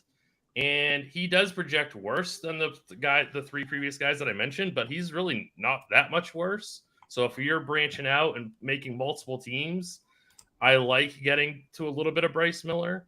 I think I'd like to hear what Carty has to say for cash games, but me personally playing cash games tonight, I'm playing Paxton and Luzardo. Luzardo's 9,600. Going Paxton Luzardo gives you enough salary so that you can still get some of the premium bats that we want. But it's definitely, it gets a little bit more complicated when you get away from Paxton. Like when you start doing like an SB2, it gets a little bit more challenging. Then there's a couple of cheap guys. Liberatore for St. Louis is 6,400. Nice. He would be probably my favorite punt. But he's by no means somebody that I would consider a great play, but he would be somebody that I would be willing to take shots on. And then I would also be willing to take shots on a guy, Luke Weaver, going up against the Royals. He's 7,500, and he's going to have even less ownership than Liberatore. And that's it. There's a lot of guys. There's about half of this pitching pool that I would X right out. It's only a 7-game slate, and I have no interest in about 7 pitchers. Right. So, I mean, yeah, you gave us, that's like right. half the field. Right. And then the rest of them, I honestly feel like I don't really have any interest at all. So those are kind of my 7 guys. Paxton clearly the number 1, and then Eileen Luzardo is my number 2. Okay, very good. I do want to make a note. You talked about Paxton as like the clear number 1. That game is in Boston. That's actually the only game with any weather risk as well. Well, of course it is. But before everybody freaks out, I do think there's a chance of delay in Boston. And I think that chance for rain is really between 9 to 10 p.m. Eastern. So I think it would be late in the game. So if that's the play, that's the play. And I don't see anything on radar that makes me think you should fade that play. But just know there is a chance of a delay, and maybe in the 7th inning or something, there's a delay. I think more likely you either miss out on a delay or it's even later than the 7th inning. It's like super late game. But just keep that in mind. Yeah. So I mean, if that's really what you're worried about, like maybe 7th inning, then I'm not worried about it. I'm still going to play him in cash games. Right. I'm still going to play him everywhere. I think you should. And to be clear, I could be wrong, and it could be the 5th inning, and then everyone will murder me. But all I can do is tell you what I think is going to happen. It's process, not results, Roth. There you go. Very nice. Way to tie it back in. All right, real quick, I do want to note this show is free, which is just absolutely bonkers because you guys are too smart to be doing free content. But it's free because of our sponsor, FanDuel. So make sure you're signing up for that FanDuel Sportsbook. If you're in a legal sports betting state, take advantage of their awesome bonus offer. New customers get a no-sweat first bet up to $2,500 in bonus bets. That's big time. Terms and conditions do apply. Make sure you're checking that out on our sponsor site, FanDuel. Make sure you're hitting us with that thumbs up for this show being free. Carty, I'm going to throw you into the mix here and have you talk a little pitcher for me. Yep. So ownership is fixed for everyone who's asking. Should be good to go now. If there's any more issues, just let me know. So I heard more or less everything he was saying, but if I repeat anything, Excuse me. I agree. Paxton's clearly the top guy. You're playing him in cash on both sites. He's going to be super high owned. The bat is projecting 56% on DraftKings and close to 30 on Fanduel. So it's the kind of slate where just like everyone's going to know he's the guy.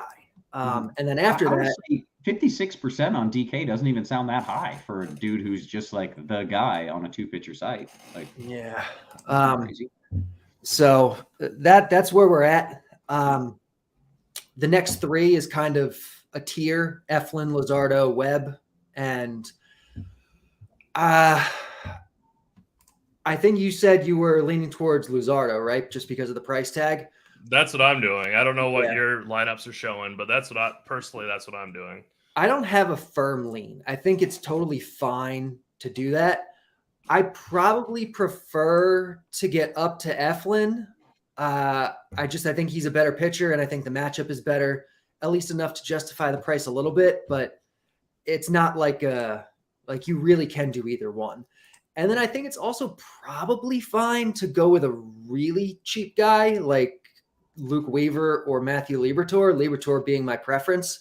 But both of them are in really good spots. And GPPs, I certainly like them at lower ownership than those top four guys because you're going to differentiate your lineup. You're going to save a bunch of money. And both guys are in really good spots. I mean, Weaver's not good, but if there's one park that's kind of built for Luke Weaver, it's Kauffman Stadium, which just kills home runs, which is Weaver's whole deal. Like he gives up a lot of fly balls and a lot of home runs. And the Royals are a bad strikeout-heavy offense that doesn't have an abundance of power. So I think Weaver's really interesting at his cheap price. And I think Liberatore against the Giants, it's another good matchup, weak offense, above average strikeout rate, and a cheap price. So I think both of those guys are really appealing. In GPPs on a slate like this, I wouldn't even tell you you're wrong to throw a guy like Zach Greinke or James Caprillion at his super low price in your mix. But that's kind of how it breaks down. It's Paxton, it's Luzardo, Eflin, and Webb in the next tier. It's Liberatore and Weaver in the next tier, and then it's kind of just like, if you want to take a shot on a really gross guy because most of the slate is gross anyway, like go for it. So speaking of really gross guy, Tim, you had a cheap pitcher there that I think Carty didn't mention, right? No, he mentioned Liberatore. I'm sorry. Yeah, I was completely on board with Carty until he mentioned Caprillion. It's not like you're doing that in single entry or if you're running 10 lineups. He would still just for me he would be an X, but that's just that. But I completely agree with Carty on Liberatore, and I completely agree with him on Weaver. Yeah. Okay. Very nice. In agreement so far. Let's talk bats. Let's talk stacks. Carty, is there a chalk? And then what else do we like? So I think the chalk is probably going to be the Boston Red Sox. The same as Paxton is the chalk for pitcher. The Red Sox on the other side, it's the best park in baseball, or the best park on this slate for hitting, which speaks to how bad the Rockies are that Paxton's going to be chalk in that park because the Rockies are so bad, and it is a park downgrade from Coors. But Connor Siebold is also really bad, and it is a good park, and the Red Sox are a good offense. And so they're going to, I think, carry most of the ownership. Anyone other than them is going to get you pretty different. They're the best stack, but they're not the best by like a lot. So I'd be much more interested in playing some of these other teams like the Rangers, the Rays, the Phillies. We have an open roof in Arizona tonight. It's like 91 degrees, which is fun. So I like the Phillies. And the Angels, and I guess even the Royals at their cheap prices. But again, it's kind of one of those slates where like the top like 10 teams are the same, more or less in terms of projections. So, and in terms of ownership. So there's not a whole lot you can do other than just like mix up those teams and, hope one of them hits. Yeah, very good. Brian says, what is Weatherboy drinking? Beer on a Monday? My man. Monday's my drinking day, in case you're unaware. Monday's my drinking day. So what day isn't your drinking day? I mean, definitely like weekends when I have to be with like kids all day. So like Monday, once like daycare's back at it, I'm like, all right, it's time to get after it. You pay the daycare so that you can drink. That's entirely it. Yeah. I'm not judging. I'm just asking. Yeah, that's how it goes. Yeah. All right, Tim. Any other thoughts here, stack wise? Names, maybe teams Carty mentioned that you hated, teams he didn't mention that you like. Certainly nothing that he mentioned that I hated. One thing that I do agree with him that Boston is going to be the chalk. I would say I don't think they're going to be super chalky though. Like I don't think they're going to be like the overwhelming chalk. So I think you're going to see like a good amount of spread between like Boston, Tampa, the Angels, the Rays, and maybe even the Rangers. I think the Rangers are in a really, really great spot tonight. But like, there's very much like a very like loaded, like let's say like top 5 teams. With Boston is going to be the high stone, but I don't think they're going to be like super, super chalk. So it's just, and then I was also going to ask Carty a question. What do you think about the Giants against Liberatore? And are you worried about pinch hit risk with San Francisco? Yeah, they haven't been as pinch hit heavy this year as they were last year. I don't really love them enough to begin with to really like have them in the mix. I think they're fine. If Liberatore was going to be a lot higher owned than he's being projected, I'd probably have a little bit more interest. But as it stands, I'm not super interested. It looks like Austin Slater though is really high. He's 44%. Can't even find the next guy though. Wilmer Flores and JD Davis are both around 10%. What is your general rule in cash games about pinch hit like percentage when using the bat? What's your cutoff? I don't necessarily have a cutoff because, you know, if it's a guy that's really good or the matchup's really good, you can sustain, you know, like a 15 or 20% pinch hit risk maybe. It really just depends on where the final projection ends up and if he looks like he's viable, you know, at that point. Yep. Okay. Any other teams we got to talk about, or shall we go position by position, Tim? I think we can go position by position. Okay. Let's go around the horn. Start me off with some catcher talk. Yeah, so I think like in terms of raw points, like if you're stacking, like, you know, I personally think JT Realmuto is the top play. If you don't have the money, there are other options that you can get to. There's a lot of different ways that you can play the catcher position tonight, depending on the format that you're in. I really like the Rangers, so I like Mitch Garver. I think he's in the 7 hole going up against Tyler Anderson. You know, Anderson's already got control problems. Now he's going to be having an extreme hitters umpire. So I think Mitch Garver is in play in all formats. Jonah Heim, same kind of deal, batting 6th. And then if you need some salary, I think Connor Wong is fine, but he's in the 8 hole. He might be the cash game option. I'm not sure what Carty will say about that, but he's a really good punt play. And then like Matt Tice, 2,700, another good punt. Okay, Carty, your thoughts? Those were pretty much all the names I was going to mention. Like Wong, I think is my preference in cash just because he's cheap and I'd rather spend my money in other spots. But if you are spending up, Realmuto is going to be the guy to do it with. We have Arizona. We have the open roof. He's got the platoon advantage against the bad pitcher.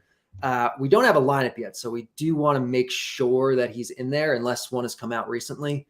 Yeah. I think it is. Actually, I think it is, though. Is it out? Okay. Maybe I didn't refresh after. It must have just came out if it came out. Yeah, Realmuto's in. Okay, good. It's Schwarber, Turner, Castellanos, Harper, Realmuto, Baum, Harrison, Sosa, and Guthrie. Okay, cool. So yeah, and then Garver in the mid-range I like quite a bit. Matt Thaiss is the guy. I agree. You know, if you're going cheap, he'll be the one that's overlooked, but he's not that much worse than Wong. So in GPPs, if you want to play him as your cheap guy, go ahead. And Salvador Perez is the only other guy I would throw in there as a GPP guy just because he's really, really good. Weaver does give up home runs, even though it's a tough park for it. You know, if anyone's going to hit one off him, it's probably Salvi. Very good. All right, first base, Carty. So for first base, we have I think it's another spot where you don't have to spend up because you have Tristan Casas in the Red Sox lineup hitting 6th, and he's so cheap on both sites. And he's got the platoon advantage, and it's such a good park, and it's such a bad pitcher. For 2.8 on DraftKings and 2.5 on FanDuel, I don't think he's that much worse than the actual high-end guys. Like you have Ohtani on DraftKings who's first base eligible, and Bryce Harper on FanDuel who's first base eligible. And I think you certainly could pay up for either of those two. But, if you're using them in the outfield even, which might be preferable, I think you go down to Casas. You also do have Justin Turner in the same lineup, who I think is fine, certainly in your stacks to mix it up a little bit. And I think the Rays guys are definitely interesting, certainly in stacks, certainly as one-offs. Yandy Diaz, Luke Raley, and Nate Lowe for the Rangers. Okay. Tim, you going up at this spot or keeping it cheap? I really want to play Ohtani. I don't know if I can get to him. That's who I would like to play.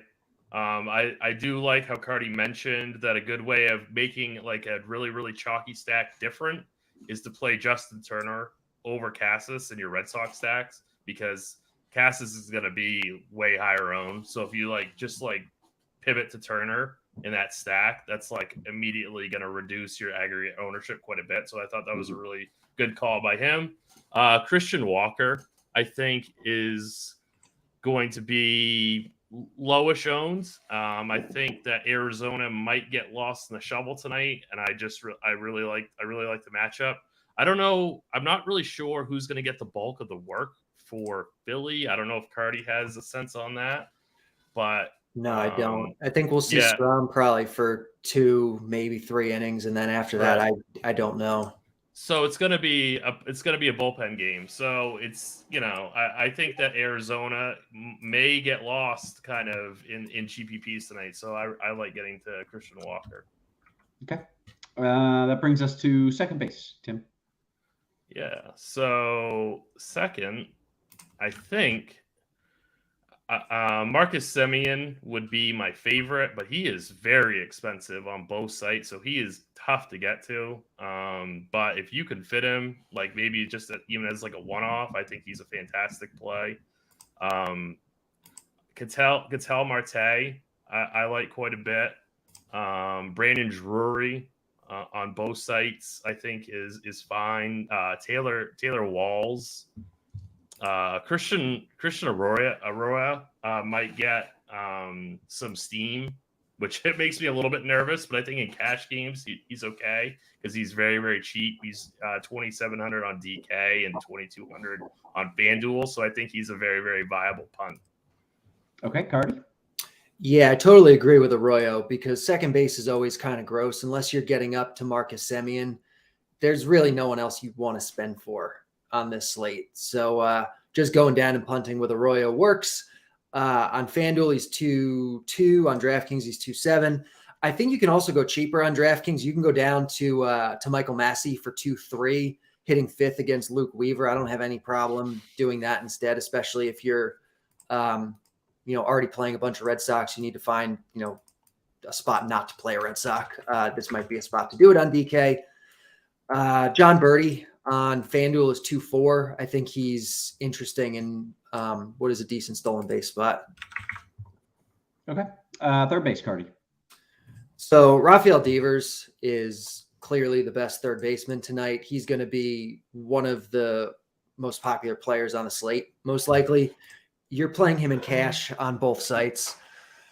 If you are looking to get different, you have Yandy Diaz, who's third base eligible on FanDuel. Like I said, I like the Rays a lot tonight. I think he's really good. I think Josh Young in that Texas stack is going to be really good.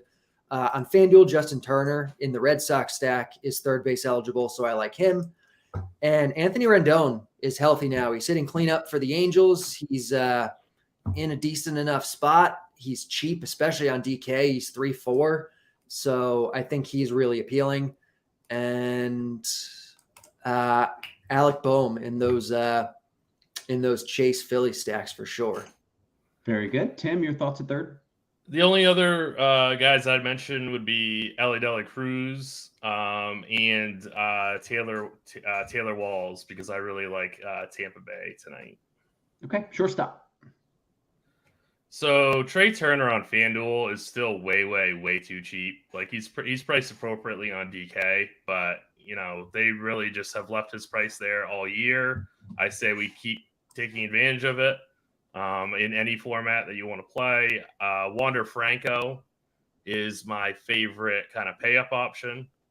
John Birdie is a viable punt on FanDuel at 2,400. You could play Taylor Walls. He's try position eligibility on FanDuel. Kiki Hernandez for Boston is cheap on both sites, and then Ezekiel Duran for the Rangers. I think it's going to be a low owned play, batting 8. Very good, Carty. You got some shortstops for me? Yeah, totally agree on Trey Turner. His price on FanDuel just never changes, and the spot is so good tonight. You have to play him. Even on DraftKings, where he's 5.4K, I think there's a really strong case to be made for just paying up for Arroyo, or paying up for Turner, rather. Yeah. Sorry. If you're going cheap, I like Arroyo at 2.7. I probably like him more at short than I do at second, because you can just punt with Massey at second, and then you can punt with Arroyo at short. So that's probably, if I was going to go double cheap, that's the way I would kind of juggle that. Bobby Witt, I like a lot in tournaments. Corey Seager, certainly as a one-offer in those Texas stacks, and Franco in your Tampa Bay stacks. Good stuff, Carty. All right. How about the outfield? What do we like? So Shohei Ohtani is definitely our top guy tonight. Whether you're playing him at first on DraftKings or you're playing him in the outfield, I think he's a guy that you should try to make an effort to get up to. He's facing one of the weaker pitchers on the slate in Dane Dunning, and he's Shohei Ohtani. So he projects really well. Kyle Schwarber on FanDuel, his price has gone up a little bit now, but it's still worth it. Even lefty against Henry tonight in this spot with the weather and with who he is and with who Henry is, I have no problem playing him lefty. He's great. Bryce Harper, same deal, also great. Jorge Soler, I think against Bryce Miller on FanDuel at 3.2 is really interesting, certainly in tournaments, because Miller just gives up so many fly balls, and Soler is one of the best raw power hitters in baseball. So I have quite a bit of interest in him. I like Jarren Duran leading off for Boston tonight. I like Adam Duvall hitting 5th for Boston tonight. Who else do I like? I think Teoscar at his price tags with the platoon advantage against Luzardo, even though Luzardo is one of the best pitchers on the slate, I think Teoscar is really sneaky and good against him. Hitting cleanup, decent lineup, platoon advantage, super cheap. Probably going to go a little bit overlooked in terms of ownership. So I'm a fan of him. I'm a fan of Melendez in your KC stacks, or as a cheap kind of punt play. And that's kind of it. Oh, I forgot to mention Trout, along with Ohtani. Trout on FanDuel in particular at 3.6. I like Trout a lot. Okay, excellent. Tim, what do you like in the outfield? Name some names, although I feel like Carty probably named most of the names. Yeah, all those Angels and Philly guys, I absolutely love those cheap Red Sox. I will note that like Adam Duvall's price differences between the sites. Like Duvall is like 2,800 on FanDuel, but he's 5,000 on DraftKings. Yeah, like absolutely love Duvall in tournaments on DraftKings, and I think everyone's going to be like, no way, I'm going to pay that price. Obviously he could completely bust, but I think he's a fantastic large field tournament play on DraftKings. He's going to be, he's fine on FanDuel also, but he's going to be higher owned on FanDuel also. I don't know if Carty mentioned Taylor Ward, but I did not. But he's definitely in play. He's way too cheap on both sites, in my opinion. Randy Arozarena, I think, is a fantastic play. I think a lot of people are going to kind of go for the lefties and not want to pay up for that, for the right-handed bat of Arozarena. Josh Lowe for Tampa Bay, I like quite a bit. Corbin Carroll, I think, is going to get lost in the shuffle as a high-end spend-up option. Again, I've talked about how I think Arizona is going to be kind of like the forgotten stack. just because we don't even really know who they're going to be up against. So it's hard to project exactly what to do. And I don't think a lot of people are going to build into Arizona stacks tonight. Okay. Guys, we have a fully ridiculous 20 minutes left until lock. So let's get some home run picks. Let's get some QQs going. Tim, you want to lead us off with a little home run call? Sure. I would like to do Wander Franco as like a high-end spends. And then I would do, let's see if I can find like a cheaper one. Ezekiel Duran for the Rangers. Okay. Carty, you got a couple names for me, maybe that the bat recommends? Yeah, so I think like Devers is going to be kind of like one of the chalkier picks, and he's great. The guy that's a little more off the board that I like, especially on FanDuel, I mentioned him, is Jorge Soler. I don't think people are really going to be on him, but the bet actually projects him to have the highest chance of hitting a home run of anybody today. And then if we're talking about betting, then your best value play today is Jarren Duran plus 800. And Julio Rodriguez and surprisingly Nolan Arenado are your next two. Whoa, look at that. A conflict of interest here from the bat. All right, guys, let's take some QQs. If you have any thoughts, questions, feel free to kind of, go on some rants. And Jorge Ruiz says, hey, is the weather okay? Yes, there's a chance of a delay in Boston, but I think that delay chance comes 2+ hours into the game. So realistically, I don't think it impacts your pitchers, or at least is likely to impact your pitchers. So just do whatever you were already going to do, which probably meant play pitchers in Boston. I wouldn't, I wouldn't be scared off it. Going to scroll up a little bit in the RG Discord. By the way, hit that thumbs up for this free content. It's good stuff here. D Gold says, FanDuel Cash, Carty at second. Arroyo's ownership is higher than Kike. Is that solely because of where they're batting, and who do you prefer? I know the bat prefers Arroyo. Is Kike getting pinch hit for this year? Or let me look into this real quick, because it does like Arroyo more. Not by a lot. Part of that's just price tag. He's 500 less, so that might just be all it is. Let me take a quick look at. Okay, well, you dig into that. I'll throw a question to Tim here. From D Gold, Tim, Casas or Slater FanDuel Cash? I think it's definitely Casas and Cash. Yeah. Kike's pinch hit is only 5%, so really it's just about the salary, and that's pretty much it. Okay. Parabay says, what are the top 3 stacks according to the bat? And you can tell me if that means like top 3 run wise, or if that includes ownership, because I know those are very different. Yeah, it kind of depends on what you mean by that. If we're just talking like points, it's the Red Sox, and then it's the Rangers and the Rays. Red Sox do project to be the highest owned, so the other two are certainly good if you want to get a little bit different. I know Tim thinks it's going to be a little bit more spread out. The bat seems to think Boston's going to carry a higher chunk of it, so do with that what you will. Okay, very good. Prodigy, FanDuel Cash, Tim, Real Muto, or Justin Turner? Oh, it's pretty close. I guess Real Muto. Okay. Aside, FanDuel Cash, Carty, 2v2, Salvi and Arroyo, or Ginger Turner and Massey? What was the format for that? It was a FanDuel Cash question.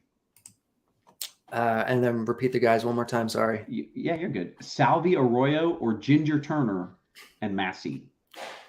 It's probably the first one, although I don't love going Salvi on FanDuel. Okay. FanDuel Cash, Util, Tim, Ward, or Friedel? I think it's Ward. DK Cash question, Duran or Ward? I feel like we got some love for Duran, but... Yeah, I think it's Duran. Yeah, I think so. FanDuel GPP, Tim, Franco or... Oh, okay. So 2 of the most exciting players and then a big redhead. Franco, De La Cruz, or Turner in a FanDuel GPP? Or maybe that's not that Turner. That could be the other Turner. That's Trey Turner, probably. That's Trey Turner. Yeah. I think in GPPs, I like Franco in GPPs. Okay. I am just extremely proud of myself for knowing my context clues and figuring out that was what Turner that very was. well done. Very well done. To be clear, if you're new to the show, I don't follow baseball like at all. It's not my sport. I just do the weather. So That was a hero moment for me. All right. Generic says, is it okay to pivot my 4-man single entry Boston stack Carty on DK from Duval to Schwarber? He's saying instead of pivot for his 4-man. Yeah, okay to pivot my 4-man single entry Boston stack on DK from Duval to Schwarber. So what does that mean? You'd only have 3 Boston then and Schwarber? I'd rather just keep the Boston together. Yeah. All right. DK Cash, Tim Massey Tani, or Casty Trey Turner? I think it's the first one. They said Otani, right? They did. Yeah. Massey Otani. Yeah. Yeah. All right. Yeah. Okay. Quick question from D Gold. I'm going to jump in this YouTube chat, by the way. Hey, YouTube, get your questions going. It can be about baseball. It can be about life. It can be about food. I really don't care. I need to eat 15 minutes. So get questions in, whatever they are about. Carty, any love for Friedel and Cash? I've got 3,100 left in the FanDuel util spot for Cash, and he's already got Ward. I don't think it's Friedel for me. Like, I think he's good when they're playing in Great American. When they're in Kansas City, I'm much less interested. All right. I'm scrolling up in the YouTube chat a little bit. I'll start with Mark's question here. Rally Walls Siri, considering ownership, is Rally worth eating that chalk, Tim? I'm pretty high on Tampa Bay, so I'm fine with it. Okay. Tides, how low can we go? LOWE. Very clever. Any low in your lineups? Yes, I do. Absolutely. Is there multiple lows and we have to distinguish what low we're talking about tonight? Yeah, there's Nate and Josh. Yeah, I was going to say Brandon's not in there. Yeah. But are both of those lows okay? Yes, I think so. All right. Let's see. We got that one. Tyler says favorite 2 in DK Cash, Carty, Devers, Ellie, Wander. Oh, they're all so good. It's all so good. It's definitely Devers, and then I think you have to go Wander over Ellie. I think so too. All right. Mark D says, is Zach Greinke? I have no idea. Is the Zach Greinke / CB Buckner battery going to slay the Reds? Oh, battery. That's the catcher and the pitcher. The battery. Except CB Buckner's actually an umpire, so I think he's maybe making a joke. Is there like a narrative with him and Greinke that I'm not sure? I have no idea. I don't know. Shoot. This is what I don't watch baseball. Shoot, right over the head. All right, top pitchers for Cash and sneaky. I mean, Buckner is a pitcher's umpire, so that's going to help him. Maybe that's just all it was. Maybe that's what he's going for. Okay, your favorite Cash and GPP pitchers on FanDuel, and he specified sneaky. Cash, it's just the dude. You play the one good guy. Tim, who's the one good guy? Paxton, definitely, yeah. 100% Paxton. And then he wants a couple sneaky GPP pitchers on FanDuel. Well, I think going anyone but Paxton is going to be somewhat sneaky. I think Luzardo would be one of my favorites. I think Luke Weaver at 8,100 is kind of risky, and I think he's going to be pretty low owned. So I think he might be pretty sneaky. Tim, can we play the guy that we're playing as a cheap SP2 on DK as a cheap pitcher on FanDuel, or is it one of those situations where you don't even need the salary, so don't do it? I think that's wildly unnecessary. Okay. And just tell me the guy's name since I can. Matthew Liebator. Liebator, that's it. Yeah, thank you. All right. Brendan says DK Cash, Carty, Harper, Mejia, or Rayleigh and Real Muto? Harper, Mejia, or Rayleigh. I think it's Harper, Mejia. Very good. Matt C says Garver as part of a Texas stack, Tim, or Christian Walker as a one-off in a GPP. I like all of that, but yeah, you definitely do Mitch Garver in a Texas stack. Definitely. Very good. Alex says FanDuel GPP, Carty, Eflin or Webb? I'm playing Boston Philly with him. Eflin or Webb? I like Eflin a little bit more. Okay. Royal Priest says, Tim, Profar or Grichuk? I don't like either, but I guess if I had to pick one, it'd be Grichuk. Daryl says, Carty, FanDuel GPP, am I crazy, or will Colorado Rockies paired with Philadelphia, is that overthinking with the ownership projection on Paxton? Colorado Rockies paired with Philadelphia. Personally, I think that's getting too cute, playing Rockies, but I mean, I guess you can, but I don't think it's necessary. Okay. Mark D says, will Emmanuel Rivera come out for Rojas as soon as Strom leaves? God, that's an in-depth question. Tim, do you have any idea if Emmanuel Rivera will come out for Rojas as soon as Strom leaves? I don't really know who's going to be doing the bulk of the work. I would say that there's a chance that could happen, but I don't, this whole, who's pitching for Philly thing's kind of throwing me for a loop. Yeah, you're definitely taking on extra risk playing the Diamondbacks pinch hit risk guys, because there is a chance they come out after one at bat.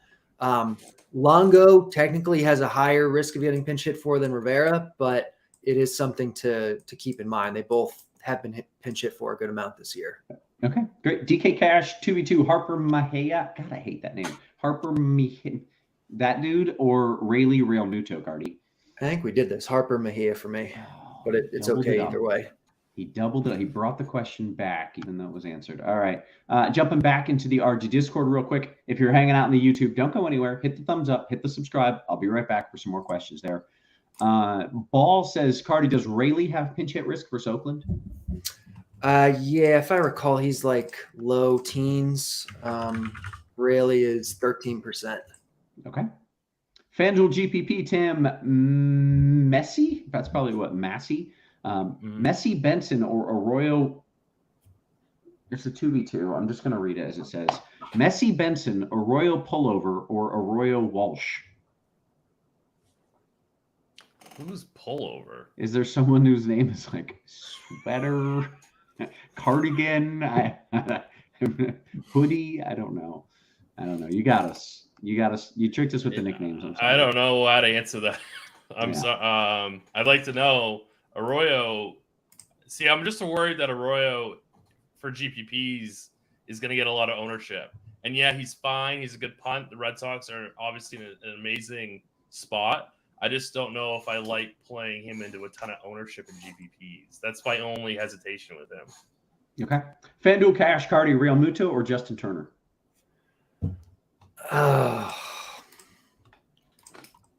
It's probably Real Muto for me, but I think you're okay either way. Okay. DKGPP, Tim, Luke Weaver, and Jorge Soler, or Libator and the Big Show? Let's do Libator and the Big Show. Yeah, that's the right choice. Fanduel GPP, Carty, Ward, or Duvall? I mean, Duvall is going to be significantly higher owned. He's the better play. It depends entirely on the rest of your lineup if you can handle a chalky guy like Duvall in it. Okay. Chris Summerman says, any issues with the Boston weather? And my thought is that there is a chance for a delay in Boston, but that it would come late enough if it happens that it won't impact your pitchers. So I'm thinking, 7th, 8th, 9th inning if it happens, and there's no guarantee it happens. So yes, there's a little weather issue in Boston, but not enough that I think you should make any changes or pivots based on it. Matt Hack says, I know DerekCarty will say SSS, small sample size. But look at Greinke's home road splits the last 2 seasons. He is a much better pitcher at home. But he's playing for a different team this year. Does that matter? If you're talking about his home road splits, the main thing that home road splits care about is the park. Home road splits are maybe he's one of those guys who gets in a routine at home, No. He likes being at home. He wakes up next to his wife. He's feeling good. No. I don't even know if he's married. Yeah, I don't know. I made that up. All right. Carty, hate your decide on FanDuel. Would you rather have Jonah Heim as a last piece of a 4-4? Would you rather have Lowe or Garver at the same price? It's definitely lower Garver. They're both better hitters than Heim. Okay. Whoa, hang on. Things are happening with Tampa Bay's lineup, I do believe. Oh, yeah. Tampa Bay's lineup wasn't in. It looks like we got a weird lineup. So no Wander, no Mejia. Let's see what else we have. Oh, wow. So we have...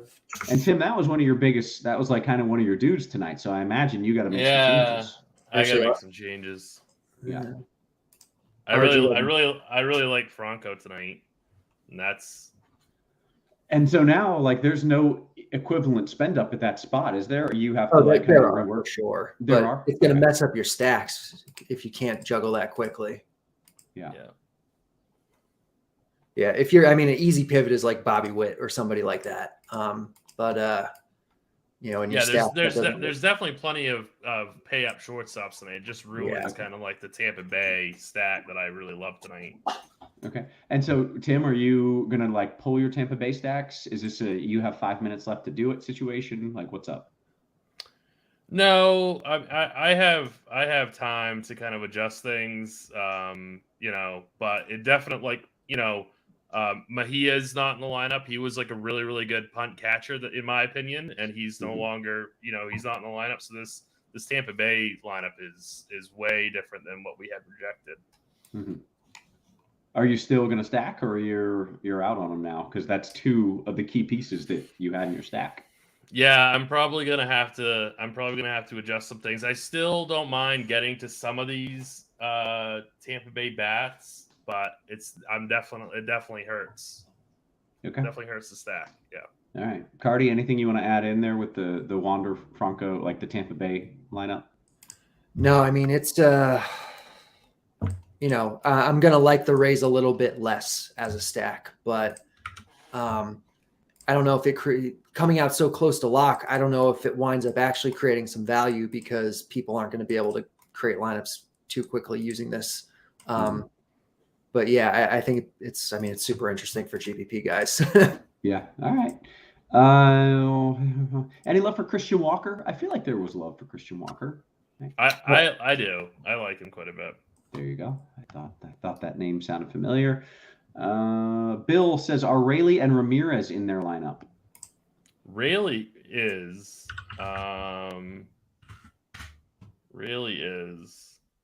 and Ramirez is not. Okay. Let's get back to the YouTube. Hey, if you guys have questions, you got about 3 minutes to get them to me. I'm going to scroll up just a little bit here. Favorite outfielder, Carty, I'm making you work. 3,800 in DK cash. Rayleigh not included. Raleigh, whatever the hell his name is, not DK included. 3,800. Jarren Duran. Was that an outfielder, to be clear? Mm-hmm. Okay, there you go. 3v3, Carty, right back at you. P. Smith, Walker, and Marte, or Estrada, Real Muto, and Schwarbaum? This second one. Okay. L21 says, who was Carty's favorite home run value play for betting? One of them was the dude who's not playing anymore. It was Wander Franco was one of them, right? No. That was one of Tim's. That was picks. my pick. That's my bad. Yeah. Jarren Duran was the top one, plus 800 at Bet Rivers. Julio Rodriguez and Nolan Arenado were also pretty good at Rivers and 365 respectively. Okay. It's so important that when people make these bets, they're following the odds and where those odds are. The odds are the only thing that matters. If you're getting different odds, like, it completely changes the whole value proposition. Right. Yeah, because on Fanduel or on DK, you have to line. Yeah. Yeah. It could be plus 450 for a guy that's, plus 800 on one of these other sites. So on Bet Rivers, Jarren Duran is plus 800 and he projects for a 25% ROI, which is great. Yeah. On basically every other book, he's between plus 450 and plus 550, and he ranges from -3 to -5% ROI. So it's either a very positive bet or you're expected to lose money on that bet just based on where you're betting and what the odds are. And I feel like, look, sharp bettors get that, but I feel like so often people are just like, who's going to hit a home run? Just give me the guy's name, and then I'll bet him, and then he'll hit a home run. It doesn't work that way. Exactly. We probabilities. The guy has this % chance of hitting a home run, and that's the best we can do. Yeah, right. I feel like people need to make sure that they're betting them on the right sites and making sure they're getting the best odds. By the way, make sure you have the Scores and Odds app downloaded on your phone. You can shop the different apps right there. Scores and Odds. It's got all the different odds. And if you want a weather pick every now and again, this guy, you know what my betting odds are, Carty? Have you seen this? Did you see my brag tweet on this? I don't think I did. On Scores and Odds, I'm currently at 69% betting over and unders. Nice. That's a big number. betting totals, I guess, is what what people would call it. 69%. That's awesome. I am dominating shit. Congratulations. I mean, Vegas really, like, the odds a lot of times don't account for weather super well. I'm sure that's the angle you're taking with them, right? That's it. I've never done a bet that revolves around anything else other than weather. And to be clear, I only have maybe 18, 19 bets total. Mm-hmm. Like, I'm not giving a bet every day. It's just the ones where I'm like, oh, this is great weather, whether it's for pitcher or hitting. So hey, make sure you're signing up on Scores and Odds. You get my free weather picks once a week or so. I'm gonna give you some goods. Okay, we hit lock. That was fun. It was a good way to end it. I got to brag. You guys wanna say or do anything, or should we bounce? No, I think we're good. I think so too. All right. For Carty, for Tim, for our wonderful production crew, always working hard behind the scenes. Guys, we appreciate you. We love you. And we will catch you tomorrow. You have been crushed.